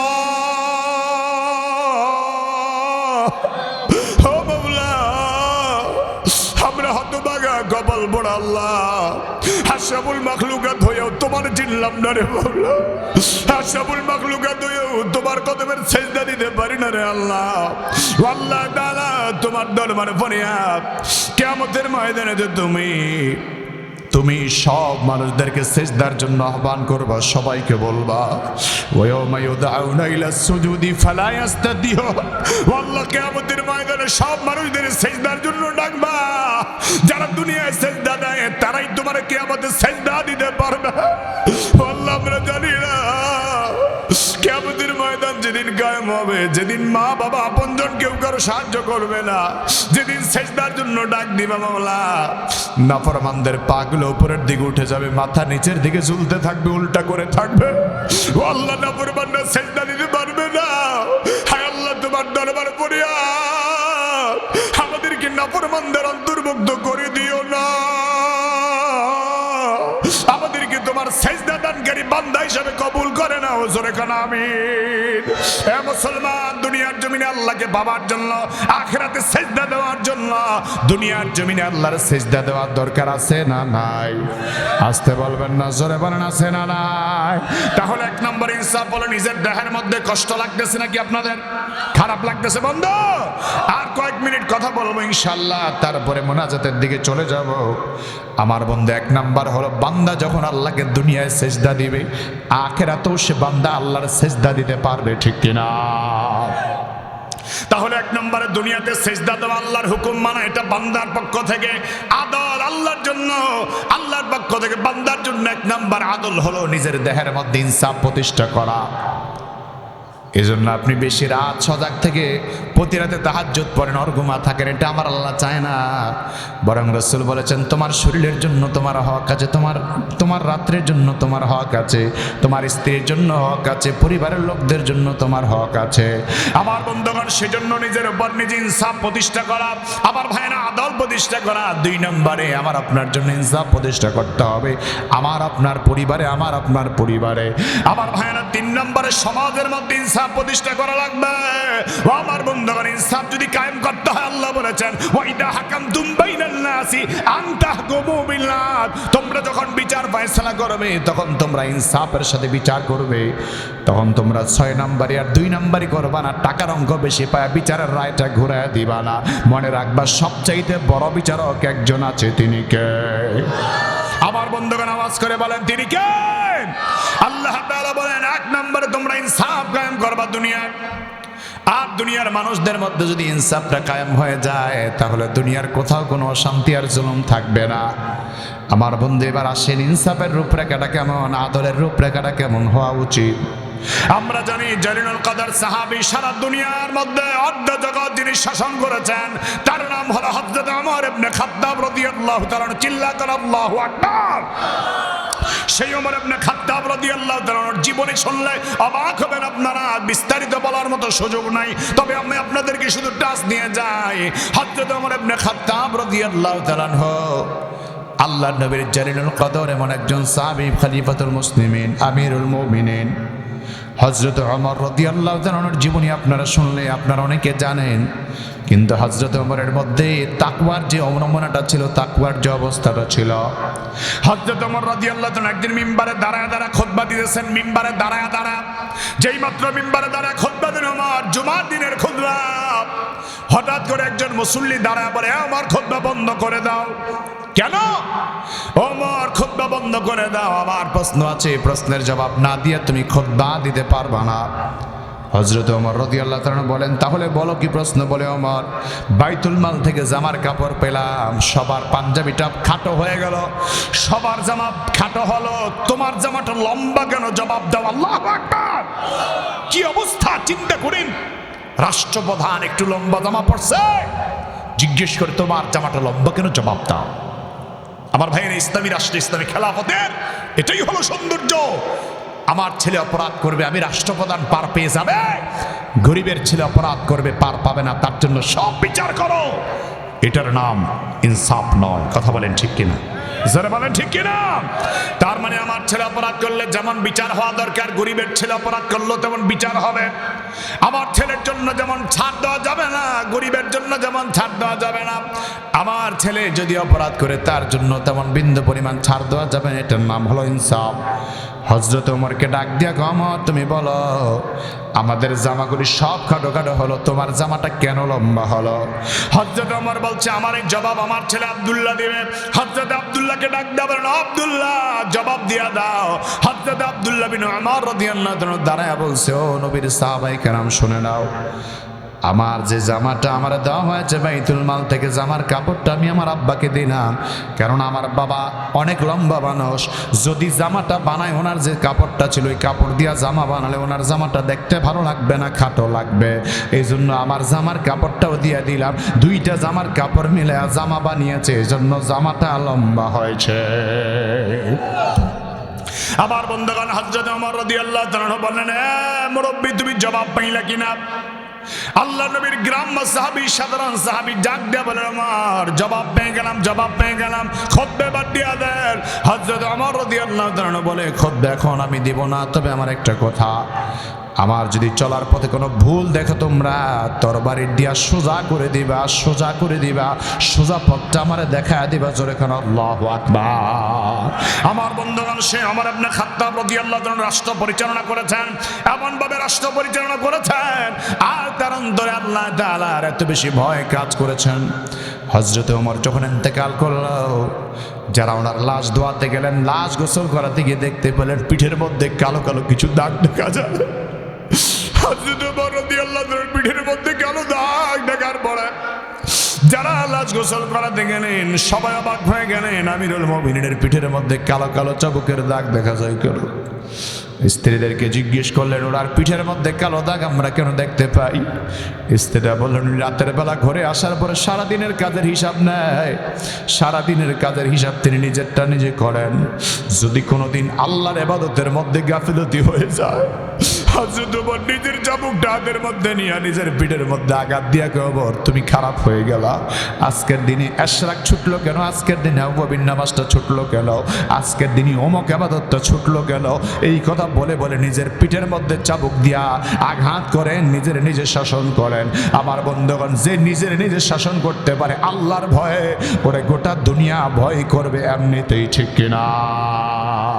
আমার বন্ধুগণ, সে ওমর রাদিয়াল্লাহু তাআলা যতদিন দুনিয়া ছিলেন, হযরত ওমর বলেছেন, ফুরাত নদীর পারে যদি একটা কুকুরও না খেয়ে মারা যায়, আমি ওমরকে কিয়ামতের ময়দানে এজন্য আল্লাহর আদালতে জবাব দেওয়া লাগবে। তাহলে সমতা যদি আমরা চাই, ইনসাফ যদি সমাজে প্রতিষ্ঠিত করতে চাই, ইনসাফের যে বই আল্লাহ আমাদের দিয়েছেন, সংবিধান আমাদের দিয়েছেন, ওই সংবিধানটাকে জায়গা মতো বসানোর দরকার আছে না নাই? কথা বলেন আছে না? আমাদের সংবিধানের নাম কি? কথা কয় না, সংবিধানের নাম কি? আমার বন্ধুগণ, সেজন্য আল্লাহর কোরআনকে আমরা সংবিধান হিসেবে মানতে চাই কি চাই না? আল্লাহ বলেছেন, এক নম্বর আমি আল্লাহ আদেশ দিলাম, ইন্নাল্লাহ ইয়ামুরু বিল আদল। এক নম্বর আমার আদেশ হলো তোমরা আদল প্রতিষ্ঠা করো, ইনসাফ কায়েম করো। দুই নম্বর আল্লাহ বলেছেন, ওয়াল ইহসান, তোমরা উত্তম আচরণ করো, ভদ্র আচরণ করো। উত্তম আচরণ করতে গিয়ে রাসূল সাল্লাল্লাহু আলাইহি সাল্লাম বলেছেন, উত্তম আচরণ পাওয়ার জন্য সবচাইতে দুনিয়াতে উপযোগী হলো আব্বা আর আম্মা। আমার যুবক ভাইয়ের, আব্বা আম্মার সাথে বেয়াদবি আচরণ করবেন না, মনে কষ্ট দিবেন না, ভালো আচরণ করবেন। প্রতিবেশীর সাথে ভালো আচরণ করা, আত্মীয় স্বজনের সাথে ভালো আচরণ করা। তারপর আল্লাহ বলেছেন, ওয়া ইতাইদিল কুরবা, নিকটতম আত্মীয় যারা, তাদের হক আদায় করা, তাদের সাথে ভালো আচরণ করা। তার মানে এক কথা, এক নম্বরে ইনসাফ, দুই নম্বরে ইহসান, তিন নম্বর আত্মীয়। আল্লাহু আকবার। সব ভালো গুণ যদি আপনি তালাশ করেন এই জায়গায় পাবেন। এবার আল্লাহ তাআলা তিনটা বিষয় আবার নিষেধ করেছেন। আল্লাহ বলেন, ওয়ায়ানহা আনিল ফাহশাই ওয়াল মুনকারি ওয়াল বাগি। আল্লাহ বলেন, ওয়ায়ানহা আনিল ফাহশাই ওয়াল মুনকারি ওয়াল বাগি। তোমরা দুনিয়ার জমিনে যারা আছো তাদেরকে আমি আল্লাহ নিষেধ করে দিলাম, তোমরা অশ্লীলতা বেহাপনা ছড়িয়ে দিবে না, মন্দ বিষয়কে ছড়িয়ে দিবে না, আর তোমরা সীমালঙ্ঘন করিও না, অহংকার করিও না, অনাচার করিও না, খারাপ আচরণ করিও না, বাধ্য হইও না। আল্লাহ পাক রব্বুল আলামিন এই কথাগুলি যা বলেছেন সব যদি আমি বিস্তারিত বলতে যাই আর অনেক লম্বা সময়ের দরকার, আপনাদের এত ধৈর্য কুলাবে না। আল্লাহ বলেন, ইয়াইযুকুম লাআল্লাকুম তাযাক্কারুন, আমি আল্লাহ সব নসিহত তোমাদেরকে করলাম যাতে তোমরা উপদেশগুলি গ্রহণ করে নিতে পারো। আমার বন্ধু, সমাজ থেকে অশ্লীলতা দূর করার দরকার আছে না নাই? কথা বলেন না কেন, আছে না নাই? অশ্লীলতা দূর করার জন্য নিজেদেরকে আগে প্রস্তুত করতে হবে।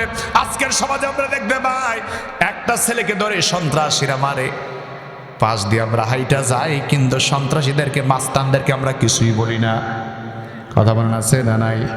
আমি বলি, যদি সন্ত্রাসীরা, চাঁদাবাজরা, খারাপ মানুষরা একটা লোকের ধরে অন্যায়ভাবে আক্রমণ করে, যদি 5 জন লোকে দাঁড়াতে পারে, 5 জনের সাথে আরো 50 জন দাঁড়ায় যায়, ঠিক কিনা? অবাক লাগে, একটা মানুষ অ্যাক্সিডেন্ট হয়ে পড়ে আছে রাস্তায়, ওর হসপিটালে নেওয়ার খবর নাই, সেলফি তুলে দাঁড়ায় যায়। আমাদের সমাজ কোথায় চলে গেছি আমরা? সেলফি তোলে, পকেটে কি আছে বাইর করে, ব্যাগে কি আছে এগুলি বাইর করে। মানুষত্বটা কোথায় চলে গিয়েছে আজকে? তাহলে সমাজের মধ্যে ভালো কাজ করার জন্য, অন্যায়ের প্রতিবাদ করার জন্য নিজেকে তৈরি করার দরকার আছে না নাই? অন্যায় হবে যেখানে, প্রতিবাদ হবে সেখানে ইনশাআল্লাহ। আমার ভাইয়েরা, যদি এটা করতে পারে, রাসূল সাল্লাল্লাহু আলাইহি ওয়াসাল্লামকে আল্লাহ বলেছেন, হে নবী, এই আদেশ আমি আল্লাহ দিয়েছি, যদি আমল করা যায়, লাআল্লাকুম তাযাক্কারুন, তাদের কল্যাণ হবে, তাদের মঙ্গল হবে, তাদের উপদেশ তারা গ্রহণ করে চলতে পারলে তাদের জন্যই কল্যাণ হবে। জোরে করে আল্লাহু আকবার। আব্দুল্লাহ, সে মানসিকভাবে সুস্থ নয়, সে একজন পাগল মানুষ। জোরে করে নাউযুবিল্লাহ। আল্লাহ নবীকে যেই মাত্র পাগল বলল, আর ডাক দিয়া বলল, হে আকসাম ইবনে সাইবি, মুহাম্মদ ইবনে আব্দুল্লাহ কে বলেছে সে আল্লাহর নবী? সে তো আল্লাহর নবী হতে পারে না, কারণ সে হলো পাগল। যেই মাত্র আল্লাহর নবীর পাগল বলে আখ্যায়িত করলেন, আল্লাহর নবীর ব্যাপারে আকসাম ইবনে সাইফির মনের মধ্যে আরো বেশি পরিমাণ চেতনা জাগ্রত হলো। যেই নবীকে পাগল বলা হলো, সেই পাগলটা কেমন, তার সুরত কেমন আমার দেখা একটু দরকার। এই জন্য পাগলের সুরত আর আকৃতি দেখার জন্য আকসাম ইবনে সাইফি প্রথমে 2 জন লোক পাঠায় দিলেন, যাও তোমরা মুহাম্মদ ইবনে আব্দুল্লাহকে দেখে আসো। যেই মাত্র আকসাম ইবনে সাইবির দুইজন লোক তারা চলে গেলেন আর আল্লাহর নবীকে দেখতে গেলেন, গিয়ে দেখলেন রাহমাতুল লিল আলামিন নবীর চেহারা এত সুন্দর। আল্লাহর হাবিব আখির নবী, নবীদের নবী, দু জাহানের সরদার নবী, আমার নবী রাহমাতুল লিল আলামিন নবীর চেহারা মোবারক এত সুন্দর। জোরে করে আল্লাহু আকবার। আমার নবীর চেহারা মোবারক এত সুন্দর দেখার পরে আকসাম ইবনে সাইবির প্রতিনিধিরা অবাক হয়ে গেলেন, তাকে দেখলেন। যদি মুহাম্মদ রাসূলুল্লাহ পাগল হয়, চেহারা এত সুন্দর হবে কেন? আমার নবীর চেহারা মোবারক শুধু সুন্দর ছিল না, রাহমাতুল লিল আলামিনের প্রতিটা কার্যক্রম ছিল দুনিয়ার সবচেয়ে শ্রেষ্ঠ, সবচেয়ে চমৎকার। নবীজির চেহারা সুন্দর দেখলেন, শুধু তাই নয়, তাকায় দেখলেন রাসূলুল্লাহর চুলগুলো চমৎকার ভাবে সাজানো আছে। আল্লাহর হাবিবের জামা মোবারক, জুব্বা মোবারক বড় সুন্দর করে সাজানো। আকসাম ইবনে সাইবির লোকেরা মনে মনে বললেন, পাগল যদি হয়, পাগলের বেশভূষা তো খারাপ হবে। লোকটা যদি পাগল হয়, পাগলের চেহারা এত সুন্দর হয় না। আমার নবীর চেহারা মোবারক এত সুন্দর ছিল, এত সুন্দর ছিল, দুশ্মন যদি আবার রসুলকে দেখত, দুশ্মনে ভেলে গিয়া দুশ্মনী ছেড়ে দিয়ে আল্লাহ রসুলের সাথে বন্ধুত্ব অর্জন করত। আমার নবীর চেহারা মোবারক এত সুন্দর ছিল, খারাপ মানুষগুলো রাহমাতুল লিল আলামিন নবীর কাছে আসার পর দুশ্মনী ছেড়ে দিত, দুশ্মনী বন্ধ করে দিত। সাহাবায়ে কেরামদের বর্ণনা পাওয়া যায়, এমন অসংখ্য বর্ণনা পাওয়া যায়। ক্ষুধার যন্ত্রণা নিয়ে সাহাবায়ে কেরাম যখন কেউ সটপট করতেন, 2-3 দিন পর্যন্ত খাবার পেতেন না। আমার ভাইয়েরা, ক্ষুধার যন্ত্রণা নিয়ে সাহাবায়ে কেরাম আল্লাহর হাবিব রাহমাতুল লিল আলামিন নবীর কাছে যেতেন। রাহমাতুল লিল আলামিন নবীর সুন্দর চেহারার দিকে তাকাতেন, নবীজির সুন্দর চেহারার দিকে তাকায় তাকায় যতক্ষণ পর্যন্ত আমার নবীজির চেহারা মোবারকের দিকে তাকায় তাকায় দেখতেন, 2-3 দিনের ক্ষুধার যন্ত্রণা সাহাবায়ে কেরাম ভুলে যেতেন। জোরে চিল্লা বলেন আল্লাহু আকবার।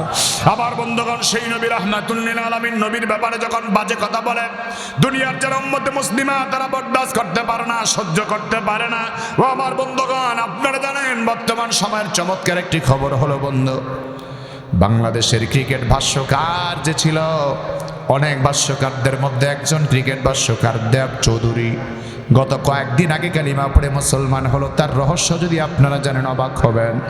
তাকে জিজ্ঞেস করো, তুমি মুসলমান হলা কেন হলা? বলে, আমি দুনিয়ার অসংখ্য মানুষের জীবনী বললাম, মহামনীষীদের জীবনী গ্রন্থ দেখলাম, সব গ্রন্থের মাঝে যেই গ্রন্থ আমারে আকর্ষিত করেছে, যার জীবনী আমারে পাগল পাড়া বানিয়েছে, তিনি মুহাম্মদুর রাসূলুল্লাহ সাল্লাল্লাহু আলাইহি ওয়াসাল্লাম। শুধু তাই নয়, আমার ঘরে তেমন কিছু নাই, আমি তেমন কিছু জানি না, পড়ি না, তবে আমার ঘরে 2টা বঙ্গানুবাদ কোরআন আছে। জোরে করে আল্লাহু আকবার। আমার ঘরে 2টা বঙ্গানুবাদ কোরআন আছে, ওই কোরআন শরীফের অনুবাদগুলো আমি দেখি আর পড়ি। রাহমাতুল লিল আলামিনের জীবনের বিভিন্ন দিক নিয়ে আলোচনা শুনি এবং আলোচনা করি, কোরআন শরীফের অনুবাদগুলি দেখি। দেখে আমি ইসলামের প্রতি দুর্বল হয়ে গেলাম। আজ আমি কালিমা পড়লাম, মুসলমান হলাম, নবীর আদর্শের স্বীকৃতি দান করলাম। সুবহানাল্লাহ। আমার নবীর চরিত্র এত সুন্দর করে আল্লাহ দিলেন। আমার ভাইয়েরা, 2জন লোক যখন আল্লাহর নবীর কাছে গেলেন, রাহমাতুল লিল আলামিন নবীকে সালাম আনতে ডেকে বললেন, ও আল্লাহর বান্দা মান আনতা, বলেন আপনি কে? ও আমার বন্ধুগণ, রাহমাতুল লিল আলামিন নবীর সামনে অসংখ্য সাহাবায়ে কেরাম বসা আছেন। রাসূল তো বলতে পারতেন, আনা রাইসুল আম্বিয়া আনা ইমামুল মুরসালিন। রাসূল তা না বলে রাসূল সুন্দর করে জবাব দিয়ে বললেন, আনা মুহাম্মদ ইবনে আব্দুল্লাহ। জোরে কোন আল্লাহু আকবার। এখন আমাদের মধ্যে অনেক মানুষদের লকাব বলতে বলতে, উপাধি বলতে বলতে নাম পর্যন্ত ভুলে যাওয়া লাগে। কেউ যদি বলে উনি কে, বলে উনি অনেক বড় লোক, উনি অনেক বড় সাহেব, অনেক অনেক কিছু। আবার বন্ধু রাসূল বোঝাতে চাইলেন, না না, যত শর্ট করে পারো নিজের পরিচয়টা সংক্ষিপ্ত ভাবে দাও। তোমার পরিচয় তোমার কর্মে দিবে, তোমার পরিচয় তোমার সূরাতে দিবে না, তোমার পরিচয় তোমার কাজ কর্মে দিবে। আল্লাহর হাবিব যখন বললেন, আনা মুহাম্মদ ইবনে আব্দুল্লাহ, আকসাম ইবনে সাইবির 2জন প্রতিনিধি ডাক দিয়ে বলেন, কেন আপনি দুনিয়ার জমিনে আগমন করলেন? মিশন আপনার কি? নবী তার নিজের থেকে বানায় বানায় মিশনের কথা বলবে না। রাহমাতুল লিল আলামিন নবী চুপ করে বসা আছেন। হঠাৎ করে আল্লাহর পক্ষ থেকে জিবরাইল জিবরাইল আমিন আগমন করলেন। আজ জিবরাইল আমিন আগমন করে যায় আয়াত আল্লাহর নবীকে শোনায় দিলেন। সে আয়াত হলো সূরাতুন নাহলের 90 নম্বর আয়াতটা জিবরাইল আমিন রাসূলকে শোনায় দিলেন। এই আয়াত নিয়ে যখন ওই আকসাব ইবনে সাইফির প্রতিনিধি লোকেরা আকসাব ইবনে সাইফির কাছে বিস্তারিত সব বিবরণ দিলেন আর সব কথা বললেন। আকসাব ইবনে সাইফি বলে, আমার প্রতিনিধিরা, মক্কার নেতা আবু জাহেলকে বলার দরকার নাই, আমরা চলে যাই আমাদের গোত্রে, আমরা চলে যাই আমাদের গোত্রের মাঝে বনু তামিম গোত্রে আমরা চলে যাই। আকসাম ইবনে সাইফি বনু তামিম গোত্রে চলে গেলেন আর সেখানে যাওয়ার পরে লোকজনকে রাসূলের ব্যাপারে বিস্তারিত বললেন। সব বিস্তারিত বলার পরে দলবদ্ধভাবে কয়েকজন লোক নিয়ে আসা আকসাম ইবনে সাইফি রাহমাতুল্লিল আলামিন নবীর হাত ধরে কালিমা পড়ে মুসলমান হয়ে যায়। চিল্লা বলেন আল্লাহু আকবার। আমার বন্ধুগণ, কোরআনে কারীমে এমন কোন আয়াত আল্লাহ নাজিল করলেন যে আয়াত পুরা কোরআনের সমান? কোরআন শরীফ যদি আল্লাহ নাজিল না করতেন, একটা আয়াত যদি আল্লাহ তাআলা নাজিল করতেন রাহমাতুল লিল আলামিন নবী হিসাবে প্রমাণ পেশ করার জন্য একটা আয়াতই যথেষ্ট ছিল। আয়াতটা হলো সূরাতুন নাহলের 90 নম্বর আয়াত। আমার আল্লাহ তাআলা আয়াতের মাঝে দুনিয়াবাসীর জন্য কি শিক্ষা রেখেছেন? আল্লাহ বলেন, ইন্নাল্লাহা ইয়া'মুরু বিল আদলি ওয়াল ইহসান। আল্লাহ বলেন, দুনিয়ার মানুষেরা, আমি আল্লাহ তোমাদেরকে স্পেশাল কিছু আদেশ দিলাম, স্পেশাল কিছু নিষেধ দিলাম। আল্লাহ বলেন, দুনিয়ার জমিনে সময়ের প্রেক্ষাপটে সময়ের প্রয়োজনে আমার আদেশ যদি বাস্তবায়ন করতে পারো, নিষেধগুলো যদি বর্জন করতে পারো, আল্লাহ বলেন আমার আদেশ যদি বাস্তবায়ন করতে পারো, আমি যা নিষেধ করলাম তা যদি বাস্তবায়ন করতে পারো, দুনিয়ার জমিনে বিচারের বাণী হাহাকার করে কাঁদবে না, কোনো মানুষ অনাহারে থাকবে না, কোনো মানুষ জুলুমের শিকার হবে না, কোনো মানুষ নির্যাতনের শিকার হবে না। সারা দুনিয়ার মধ্যে শান্তি আমার আল্লাহ প্রতিষ্ঠা করে দিবেন, ঠিক কিনা? এই দুনিয়ার জমিনে আমরা শান্তি চাই কি চাই না? আসতে বলবেন না, জোরে বলেন, চাই কি চাই না? বাংলাদেশের এই পরিবেশে শান্তি আমরা চাই কি চাই না? ও আমার বন্ধু, শান্তি যদি চাইতে হয় কোরআন মানার দরকার আছে না নাই? এই কোরআন আমার আল্লাহ যারা সব বিস্তারিত বলেছেন। আল্লাহ তাআলা 1 নম্বরে বলেন, ইন্নাল্লাহা ইয়া'মুরু বিল আদল। আল্লাহ বলেন, আমি আল্লাহ তাআলা কোরআনে পাকে আমার সব উম্মতদের আদেশ দিলাম, সব মানুষদের আমি আল্লাহ তাআলা দুনিয়ার জমিনে আদেশ দিলাম, সেটা হলো আদল প্রতিষ্ঠা করো, ইনসাফ প্রতিষ্ঠা করো। আমার বন্ধুগণ, ইনসাফ যদি প্রতিষ্ঠিত না হয়, সমাজের মধ্যে আপনি যতই ডিজিটাল প্রযুক্তি নিয়ে আসবেন, মানুষের মধ্যে শান্তি আসবে না। শান্তি যদি আনতে হয়, সমাজ যদি সুন্দর করতে হয়, তাহলে ইনসাফ প্রতিষ্ঠা করা লাগবে। আমার বন্ধুগণ, আমি বলি, মুফাসসিরিন কেরামদের বক্তব্য আমি নকল করে বলি। মুফাসসিরিন কেরাম আগে বলেছেন, আল আদলু ফি নাফসিহি, ইনসাফ আগে নিজের মধ্যে প্রতিষ্ঠা করা, ইনসাফ আগে নিজের সারদিন হাত দেহের মধ্যে প্রতিষ্ঠা করা। সেই ইনসাফ কেমন করে প্রতিষ্ঠা করবেন? একটুখানি সময়ের জন্য ভাবনায় পড়ে যান। আমার বন্ধু, আল্লাহ চাইলে আমাদেরকে কুকুর বানায় পাঠাতে পারতেন, ঠিক কিনা? আল্লাহ চাইলে আমাদের বিড়াল বানায় দুনিয়ায় পাঠাতে পারতেন, চাইলে আল্লাহ হাইওয়ান জানোয়ার বানায় পাঠাতে পারতেন। যদি আল্লাহ একটা বার ভাবেন, যদি আল্লাহ কুকুর বানায় পাঠাতেন আর পেটের ক্ষুধার যন্ত্রণা নিয়ে যদি মানুষের দুয়ারে দুয়ারে আমরা যেতাম, ওই পেটের ক্ষুধার যন্ত্রণা নিয়ে যদি আমরা বাড়িওয়ালার দরজার সামনে যেতাম, বাড়িওয়ালা যদি আমাদের তাড়ায় দিত, একবারের দরজা থেকে বিতাড়িত হলে আরেকবারের দরজায় গিয়ে আমরা দাঁড়াতাম। ওই বাড়িওয়ালা যদি বিদায় করে দিত, ওই বাড়ির দরজায় খাবার না পেলে রাতের পরে রাত পাগলের মতো ছুটাছুটি করে পেটটা মাটির সাথে লাগায় দিয়ে রাত্রটা কাটায় দিত। আল্লাহ কয়ে, বান্দারে, তোর আমি আল্লাহ কুকুর বানাইলাম না, তোর আমি আল্লাহ বিড়াল বানাইলাম না, শুকুর বানাইলাম না। ওয়ালাকাদ কাররামনা বানি আদম, তোর আমি আল্লাহ সকল মাখলুকাত মানুষ বানায় পাঠালাম। ও বান্দা, তোর আমি আল্লাহ মানুষ বানায় পাঠালাম। কেন পাঠালাম রে বান্দা? একটুখানি শোনে নাও। আল্লাহ কে বান্দারে যত মাখলুকাত আমি আল্লাহ পাঠালাম, যত প্রাণী পাঠিয়ে দিলাম, সব প্রাণীর খাবারের জন্য মাথা নত করতে হয়। সব প্রাণী খাবারের জন্য মাথা নত করে দিতে হয়। মাথাটা নিচের দিকে নিয়ে মাথাটা নত করে খাবারটা খেতে হয়। আল্লাহ কয়, তোর মাথা আমি আল্লাহ নত হতে দেই না, আমি আল্লাহ তোমার মাথা নত করতে দেই না। বরং তোমার খাবারের সময় যখন হয় হাত দিয়া খাবার নাও, মুখের মধ্যে তুলে দাও রে বান্দা, হাত দিয়া খাবার নিয়ে মুখের মধ্যে তুলে দাও। আমি আল্লাহ তোমার মাথাকে খাবারের সঙ্গে মাথা নত করে লাগাইতে দেই না। তার মানে আল্লাহ বুঝাইতে চায় বান্দারে, দুনিয়ার অন্যান্য মাখলুকাত আমি আল্লাহর সেজদা দিতে পারে না, আমি আল্লাহ তোর মাথাকে নত করে দিলাম না। এই জন্য নত করে দিলাম না কারণ তোর মাথা দুনিয়ার কারো সামনে নত হবে না, আমি আল্লাহর জন্য নত হবে, ঠিক কিনা? এখন আমরা দেখা যায় দুনিয়ার জমিনে আল্লাহর দেওয়া মাথা পেয়ে, আল্লাহর দেওয়া সম্মান পেয়ে, মর্যাদা পেয়ে আল্লাহর জন্য মাথা নত করতে পারি না, আল্লাহর সেজদা দিতে পারি না। কত মুসলমান ভাই মাজারে সেজদা দেয়, কত মুসলমান ভাই দরগায় দুর্গায় গিয়ে সেজদা দেয়, মাথাটা নত করে দেয়, আল্লাহকে সেজদা দেয় না। আল্লাহ বলে যারা দুনিয়াতে আমার সেজদা দিলি না, ওরে বান্দা তোদের মধ্যে জানোয়ারের মধ্যে পার্থক্য রইল না। কারণ জানোয়ার খায়, ঘুমায়, পেশাব করে, পায়খানা করে, তুমিও খাইলা, ঘুমাইলা, পেশাব পায়খানা করে জিন্দেগি কাটাইলা। তোমার মধ্যে আর জানোয়ারের মধ্যে পার্থক্য নাই। পার্থক্য তখনই হবে বান্দা যখন তোমার কপালটা আমি আল্লাহর সামনে মাথা নত করে দিবা, আমি আল্লাহর পায়ের সামনে সেজদায় পড়বা, ঠিক কিনা? যুবক বন্ধুরা, আপনাদের কাছে জানতে চাই ওই মালিক রে সেজদা দিতে আমরা চাই কি চাই না? কারা কারা চাই দুইটা হাত তুলে দেখায়, আল্লাহরে ডাক দেয়া বলেন আল্লাহ। এইভাবে নয়, কান্না বিজড়িত কণ্ঠে মহব্বতে ডাক দেয়া বলেন আল্লাহ। আরেকটু মায়ার কণ্ঠে ডাক দেয়া বলেন আল্লাহ।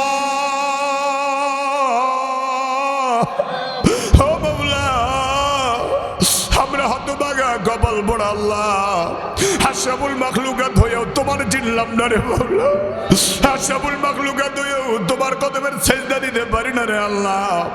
আল্লাহ তাআলা তোমার দরবারে ফরিয়াদ, কিয়ামতের ময়দানে তুমি সব মানুষদেরকে সেজদার জন্য আহ্বান করবা, সবাইকে বলবা ওয়ায়াউমা ইউদাউনা ইলা সুজুদি ফালা ইস্তাতিউ। আল্লাহ কিয়ামতের ময়দানে সব মানুষদের সেজদার জন্য ডাকবা। যারা দুনিয়ায় সেজদা দেয় তারাই তোমার কিয়ামতে সেজদা দিতে পারবে। আল্লাহ আমরা জানি না কিয়ামতের ময়দান যেদিন কায়েম হবে, যেদিন মা বাবা আপনজন কেউ কারো সাহায্য করবে না, যেদিন সেজদার জন্য ডাক দিবা মাওলা, নাফরমানদের পাগুলো উপরের দিকে উঠে যাবে, মাথা নিচের দিকে ঝুলতে থাকবে, উল্টা করে থাকবে। ও আল্লাহ, নাফরমানরা সেজদা দিতে পারবে না। হায় আল্লাহ, তোমার দরবারে ফরিয়াদ, আমাদেরকে নাফরমানদের অন্তর্ভুক্ত করে দিও না, আমাদেরকে তোমার সেজদা দানকারী বান্দা হিসেবে কবুল করে নাও, জোরে কানা আমিন। হে মুসলমান, দুনিয়ার জমিনে আল্লাহকে পাবার জন্য, আখিরাতে সেজদা দেওয়ার জন্য দুনিয়ার জমিনে আল্লাহর সেজদা দেওয়ার দরকার আছে না নাই? আসতে বলবেন না, জোরে বলেন আছে না নাই? তাহলে এক নম্বর ইনসাফ হলো, নিজের দেহের মধ্যে কষ্ট লাগতেছে নাকি আপনাদের? খারাপ লাগতেছে বন্ধু? আর কয়েক মিনিট কথা বলবো ইনশাআল্লাহ, তারপরে মোনাজাতের দিকে চলে যাব।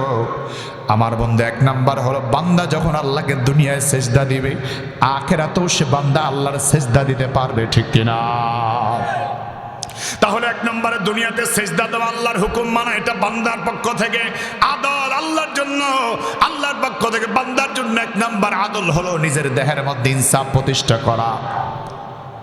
এজন্য আপনি বেশি রাত সজাগ থেকে প্রতি রাতে তাহাজ্জুদ পড়েন, অর্ঘুমা থাকেন, এটা আমার আল্লাহ চায় না। বরং রাসূল বলেছেন তোমার শরীরের জন্য তোমার হক আছে, তোমার রাত্রের জন্য তোমার হক আছে, তোমার স্ত্রীর জন্য হক আছে, পরিবারের লোকদের জন্য তোমার হক আছে। আমার বন্ধুগণ, সেজন্য নিজের উপর নিজে ইনসাফ প্রতিষ্ঠা করা, আমার ভাইয়েরা আদল প্রতিষ্ঠা করা। 2 নম্বরে আমার আপনার জন্য ইনসাফ প্রতিষ্ঠা করতে হবে, আমার আপনার পরিবারে, আমার আপনার পরিবারে। আমার ভাইয়েরা 3 নম্বরে সমাজের মধ্যে ইনসাফ প্রতিষ্ঠা করা লাগবে। ও আমার বন্ধুগণ, ইনসাফ যদি কায়েম করতে হয়, আল্লাহ বলেছেন ওয়াইদা হাকামতুম বাইনান নাসি আন তাহকুমু বিল-আদল। তোমরা যখন বিচার ফয়সালা করবে, তখন তোমরা ইনসাফের সাথে বিচার করবে। তখন তোমরা 6 নম্বরে আর 2 নম্বরই করবা না, টাকার অঙ্ক বেশি পায় বিচারের রায়টা ঘুরায় দিবা না। মনে রাখবা সবচাইতে বড় বিচারক একজন আছে, তিনি কে? আমার বন্ধুগণ আওয়াজ করে বলেন, তিনি কে? আল্লাহ তাআলা বলেন 1 নম্বরে তোমরা ইনসাফ কায়েম করবা দুনিয়ায়। আর দুনিয়ার মানুষদের মধ্যে যদি ইনসাফটা কায়েম হয়ে যায়, তাহলে দুনিয়ার কোথাও কোনো অশান্তি আর জুলুম থাকবে না। আমার বন্ধু, এবার আসেন ইনসাফের রূপরেখাটা কেমন, আদলের রূপরেখাটা কেমন হওয়া উচিত? আমরা জানি জলিলুল কদর সাহাবী, সারা দুনিয়ার মধ্যে অর্ধ জগৎ যিনি শাসন করেছেন তার নাম হলো হযরত ওমর ইবনে খাত্তাব রাদিয়াল্লাহু তাআলা। চিল্লা করে আল্লাহু আকবার। সেই ওমর ইবনে খাত্তাব রাদিয়াল্লাহু তাআলার জীবনী শুনলে অবাক হবেন আপনারা, বিস্তারিত বলার মতো সুযোগ নাই, তবে আমি আপনাদেরকে শুধু টাচ নিয়ে যাই। হযরত ওমর ইবনে খাত্তাব রাদিয়াল্লাহু তাআলা আল্লাহর নবীর জলিলুল কদর এমন একজন সাহাবী, খলিফাতুল মুসলিমিন, আমিরুল মুমিনিন হযরত ওমর রাদিয়াল্লাহু তাআলার জীবনী আপনারা শুনলে আপনারা অনেকে জানেন, কিন্তু হযরত ওমরের মধ্যে তাকওয়ার যে অবলম্বনটা ছিল, তাকওয়ার যে অবস্থাটা ছিল, হযরত ওমর রাদিয়াল্লাহু তাআলা একদিন মিম্বারে দাঁড়ায় দাঁড়ায় খুতবা দিতেছেন। মিম্বারে দাঁড়ায় দাঁড়ায় যেই মাত্র মিম্বারে দাঁড়ায় খুতবা দিলেন ওমর, জুমার দিনের খুতবা, হঠাৎ করে একজন মুসল্লি দাঁড়ায় বলে, ওমর খুতবা বন্ধ করে দাও। কেন ওমর খুতবা বন্ধ করে দাও? আমার প্রশ্ন আছে, প্রশ্নের জবাব না দিয়ে তুমি খুতবা দিতে পারবা না।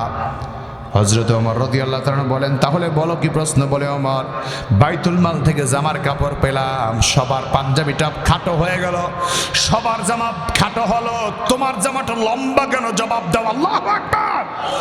কি অবস্থা চিন্তা করেন, রাষ্ট্রপ্রধান একটু লম্বা জামা পরছে, জিজ্ঞেস করে তোমার জামাটা লম্বা কেন? জবাব দাও। আমার ভাইয়ের, ইসলামী রাষ্ট্র, ইসলামী খেলাফতের এটাই হলো সৌন্দর্য। আমার ছেলে অপরাধ করবে, আমি রাষ্ট্রপ্রধান পার পেয়ে যাবে, গরিবের ছেলে অপরাধ করবে পার পাবে না, তার জন্য সব বিচার করো। এটার নাম ইনসাফ নয়। কথা বলেন ঠিক কিনা? যারা বলেন ঠিক কিনা? তার মানে আমার ছেলে অপরাধ করলে যেমন বিচার হওয়া দরকার, গরিবের ছেলে অপরাধ করলেও তেমন বিচার হবে। আমার ছেলের জন্য যেমন ছাড় দেওয়া যাবে না, গরিবের জন্য যেমন ছাড় দেওয়া যাবে না। আমার ছেলে যদি অপরাধ করে তার জন্য তেমন বিন্দু পরিমাণ ছাড় দেওয়া যাবে না। এটার নাম হলো ইনসাফ। হযরত ওমরকে ডাক দিয়া ওমর তুমি বলো, আমাদের জামাগুলি সব খাটো খাটো হলো, তোমার জামাটা কেন লম্বা হলো? হযরত ওমর বলছে, আমার এই জবাব আমার ছেলে আব্দুল্লাহ দিবে। হযরত আব্দুল্লাহকে ডাক দেয়া বলেন, আব্দুল্লাহ জবাব দিয়া দাও। হযরত আব্দুল্লাহ বিন ওমর রাদিয়াল্লাহু তাআলা দাঁড়ায়া বলছে, ও নবীর সাহাবায়ে কেরাম শুনে নাও, আমার যে জামাটা আমার দেওয়া হয়েছে বাইতুল মাল থেকে, জামার কাপড়টা আমি আমার আব্বাকে দিলাম, কারণ আমার বাবা অনেক লম্বা মানুষ, যদি জামাটা বানায় ওনার যে কাপড়টা ছিল ওই কাপড় দিয়া জামা বানালে ওনার জামাটা দেখতে ভালো লাগবে না, খাটো লাগবে, এই জন্য আমার জামার কাপড়টাও দিয়ে দিলাম। দুইটা জামার কাপড় মিলে জামা বানিয়েছে, এই জন্য জামাটা লম্বা হয়েছে। আবার বন্ধুগণ, হযরত ওমর রাদিয়াল্লাহু তাআলা বললেন, মুরব্বি তুমি জবাব পাইলা কিনা? আল্লাহ নবীর গ্রাম্য সাহাবী, সাধারণ সাহাবী ডাক দিয়ে বলেন, আমার জবাব পেয়ে গেলাম, জবাব পেয়ে গেলাম, খুতবা বাদ দিয়া দেন। হযরত ওমর রাদিয়াল্লাহু তাআলা বলে, খুতবা এখন আমি দিব না, তবে আমার একটা কথা, আমার যদি চলার পথে কোনো ভুল দেখো তোমরা তরবারি দিয়া সোজা করে দিবা, সোজা করে দিবা, সোজা পথটা আমারে দেখা দিবা। জোরে কেন আল্লাহু আকবার। আমার বন্ধুগণ, সে ওমর ইবনে খাত্তাব রাদিয়াল্লাহু তাআলা রাষ্ট্র পরিচালনা করেছেন, এমন ভাবে রাষ্ট্র পরিচালনা করেছেন আর তার অন্তরে আল্লাহ তাআলার এত বেশি ভয় কাজ করেছেন। হযরত ওমর যখন ইন্তেকাল করলো, যারা ওনার লাশ ধোয়াতে গেলেন, লাশ গোসল করাতে গিয়ে দেখতে পেলেন পিঠের মধ্যে কালো কালো কিছু দাগ দেখা যায়। হযরত ওমর রাদিয়াল্লাহু তাআলার পিঠের মধ্যে কালো দাগ দেখার পরে যারা লাশ গোসল করাতে গেলেন সবাই অবাক হয়ে গেলেন, আমিরুল মুমিনিনের পিঠের মধ্যে কালো কালো চাবুকের দাগ দেখা যায় কেন? স্ত্রীদেরকে জিজ্ঞেস করলেন, ওনার পিঠের মধ্যে কালো দাগ আমরা কেন দেখতে পাই? স্ত্রীরা বললেন, রাতের বেলা ঘরে আসার পরে সারাদিনের কাজের হিসাব নেয়, সারাদিনের কাজের হিসাব তিনি নিজেরটা নিজে করেন। যদি কোনোদিন আল্লাহর ইবাদতের মধ্যে গাফিলতি হয়ে যায়, হযরত ওমর নিজের চাবুকটা হাতের মধ্যে নিয়ে নিজের পিঠের মধ্যে আঘাত দিয়া কবর, তুমি খারাপ হয়ে গেলা।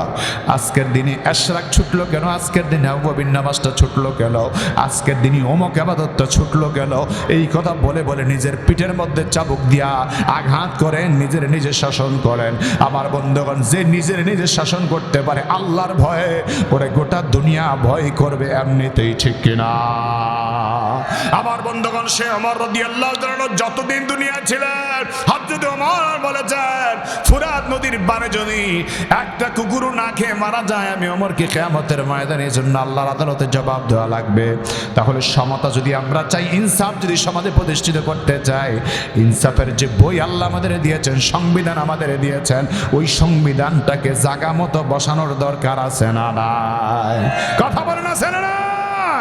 আমাদের সংবিধানের নাম কি? কথা কয় না, সংবিধানের নাম কি? আমার বন্ধুগণ, সেজন্য আল্লাহর কোরআনকে আমরা সংবিধান হিসেবে মানতে চাই কি চাই না? আল্লাহ বলেছেন, এক নম্বর আমি আল্লাহ আদেশ দিলাম, ইন্নাল্লাহা ইয়ামুরু বিল আদল। এক নম্বর আমার আদেশ হলো তোমরা আদল প্রতিষ্ঠা করো, ইনসাফ কায়েম করো। দুই নম্বর আল্লাহ বলেছেন ওয়াল ইহসান, তোমরা উত্তম আচরণ করো, ভদ্র আচরণ করো। উত্তম আচরণ করতে গিয়ে রাসূল সাল্লাল্লাহু আলাইহি সাল্লাম বলেছেন, উত্তম আচরণ পাওয়ার জন্য সবচাইতে দুনিয়াতে উপযোগী হলো আব্বা আর আম্মা। আবার যুবক ভাইয়ের, আব্বা আম্মার সাথে বেয়াদবি আচরণ করবেন না, মনে কষ্ট দিবেন না, ভালো আচরণ করবেন। প্রতিবেশীর সাথে ভালো আচরণ করা, আত্মীয় স্বজনের সাথে ভালো আচরণ করা। তারপর আল্লাহ বলেছেন ওয়া ইতাইদিল কুরবা, নিকটতম আত্মীয় যারা তাদের হক আদায় করা, তাদের সাথে ভালো আচরণ করা। তার মানে এক কথা, এক নম্বরে ইনসাফ, দুই নম্বরে ইহসান, তিন নম্বর আত্মীয়। আল্লাহু আকবার। সব ভালো গুণ যদি আপনি তালাশ করেন এই জায়গায় পাবেন। এবার আল্লাহ তাআলা তিনটা বিষয় আবার নিষেধ করেছেন। আল্লাহ বলেন ওয়ায়ানহা আনিল ফাহশাই ওয়াল মুনকারি ওয়াল বাগি। আল্লাহ বলেন ওয়ায়ানহা আনিল ফাহশাই ওয়াল মুনকারি ওয়াল বাগি, তোমরা দুনিয়ার জমিনে যারা আছো তাদেরকে আমি আল্লাহ নিষেধ করে দিলাম, তোমরা অশ্লীলতা বেহায়াপনা ছড়িয়ে দিবে না, মন্দ বিষয়কে ছড়িয়ে দিবে না, আর তোমরা সীমালঙ্ঘন করিও না, অহংকার করিও না, অনাচার করিও না, খারাপ আচরণ করিও না, বাধ্য হইও না। আল্লাহ পাক রব্বুল আলামিন এই কথাগুলি যা বলেছেন সব যদি আমি বিস্তারিত বলতে যাই আর অনেক লম্বা সময়ের দরকার, আপনাদের এত ধৈর্য কুলাবে না। আল্লাহ বলেন ইয়াইযুকুম লাআল্লাকুম তাযাক্কারুন, আমি আল্লাহ সব নসিহত তোমাদেরকে করলাম যাতে তোমরা উপদেশগুলি গ্রহণ করে নিতে পারো। আমার বন্ধু, সমাজ থেকে অশ্লীলতা দূর করার দরকার আছে না নাই? কথা বলেন না কেন, আছে না নাই? অশ্লীলতা দূর করার জন্য নিজেদেরকে আগে প্রস্তুত করতে হবে। আজকের সমাজে আমরা দেখতে পাই একটা ছেলেকে ধরে সন্ত্রাসীরা মারে, পাশ দিয়ে আমরা হাইটা যাই, কিন্তু সন্ত্রাসীদেরকে মাস্তানদেরকে আমরা কিছুই বলি না। কথা বলেন আছে না নাই? আমি বলি, যদি সন্ত্রাসীরা, চাঁদাবাজরা, খারাপ মানুষরা একটা লোকের ধরে অন্যায়ভাবে আক্রমণ করে, যদি 5 জন লোকে দাঁড়াতে পারে, 5 জনের সাথে আরো 50 জন দাঁড়ায় যায়, ঠিক কিনা? অবাক লাগে, একটা মানুষ অ্যাক্সিডেন্ট হয়ে পড়ে আছে রাস্তায়, ওর হসপিটালে নেওয়ার খবর নাই, সেলফি তুলে দাঁড়ায় যায়। আমাদের সমাজ কোথায় চলে গেছি আমরা? সেলফি তোলে, পকেটে কি আছে বাইর করে, ব্যাগে কি আছে এগুলি বাইর করে। মানুষত্বটা কোথায় চলে গিয়েছে আজকে? তাহলে সমাজের মধ্যে ভালো কাজ করার জন্য, অন্যায়ের প্রতিবাদ করার জন্য নিজেকে তৈরি করার দরকার আছে না নাই? অন্যায় হবে যেখানে, প্রতিবাদ হবে সেখানে ইনশাআল্লাহ।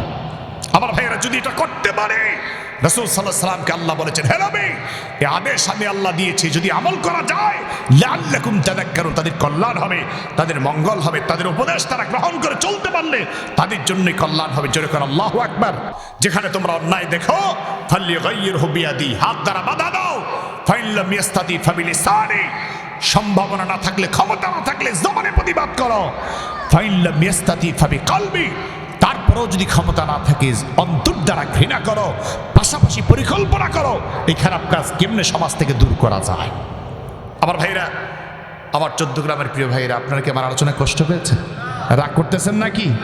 কিছু উচিত কথা তো বলাই লাগে। সমাজের হক কথাগুলি যদি আমরা তুলে না ধরি, আল্লাহর কাছে আমাদেরকে জবাবদিহির কাঠগড়ায় দাঁড়াতে হবে। কথা বলেন ঠিক কিনা? এই যা কথা বললাম আল্লাহকে হাজির নাজির মনে করে করছি, আল্লাহকে সাক্ষী রেখে বলছি, বিদ্বেষ থেকে একটি কথাও নয়, বরং আমাদের ভুলগুলি ধরিয়ে আমরা যদি নিজেকে সংশোধন করতে পারি, ভালো বানাতে পারি, সেই জায়গা থেকে মানুষকে সতর্ক করা আমাদের দায়িত্ব। আমরা সেই দায়িত্বের জায়গা থেকেই কথা বলার চেষ্টা করেছি। কথা বলেন ঠিক কিনা?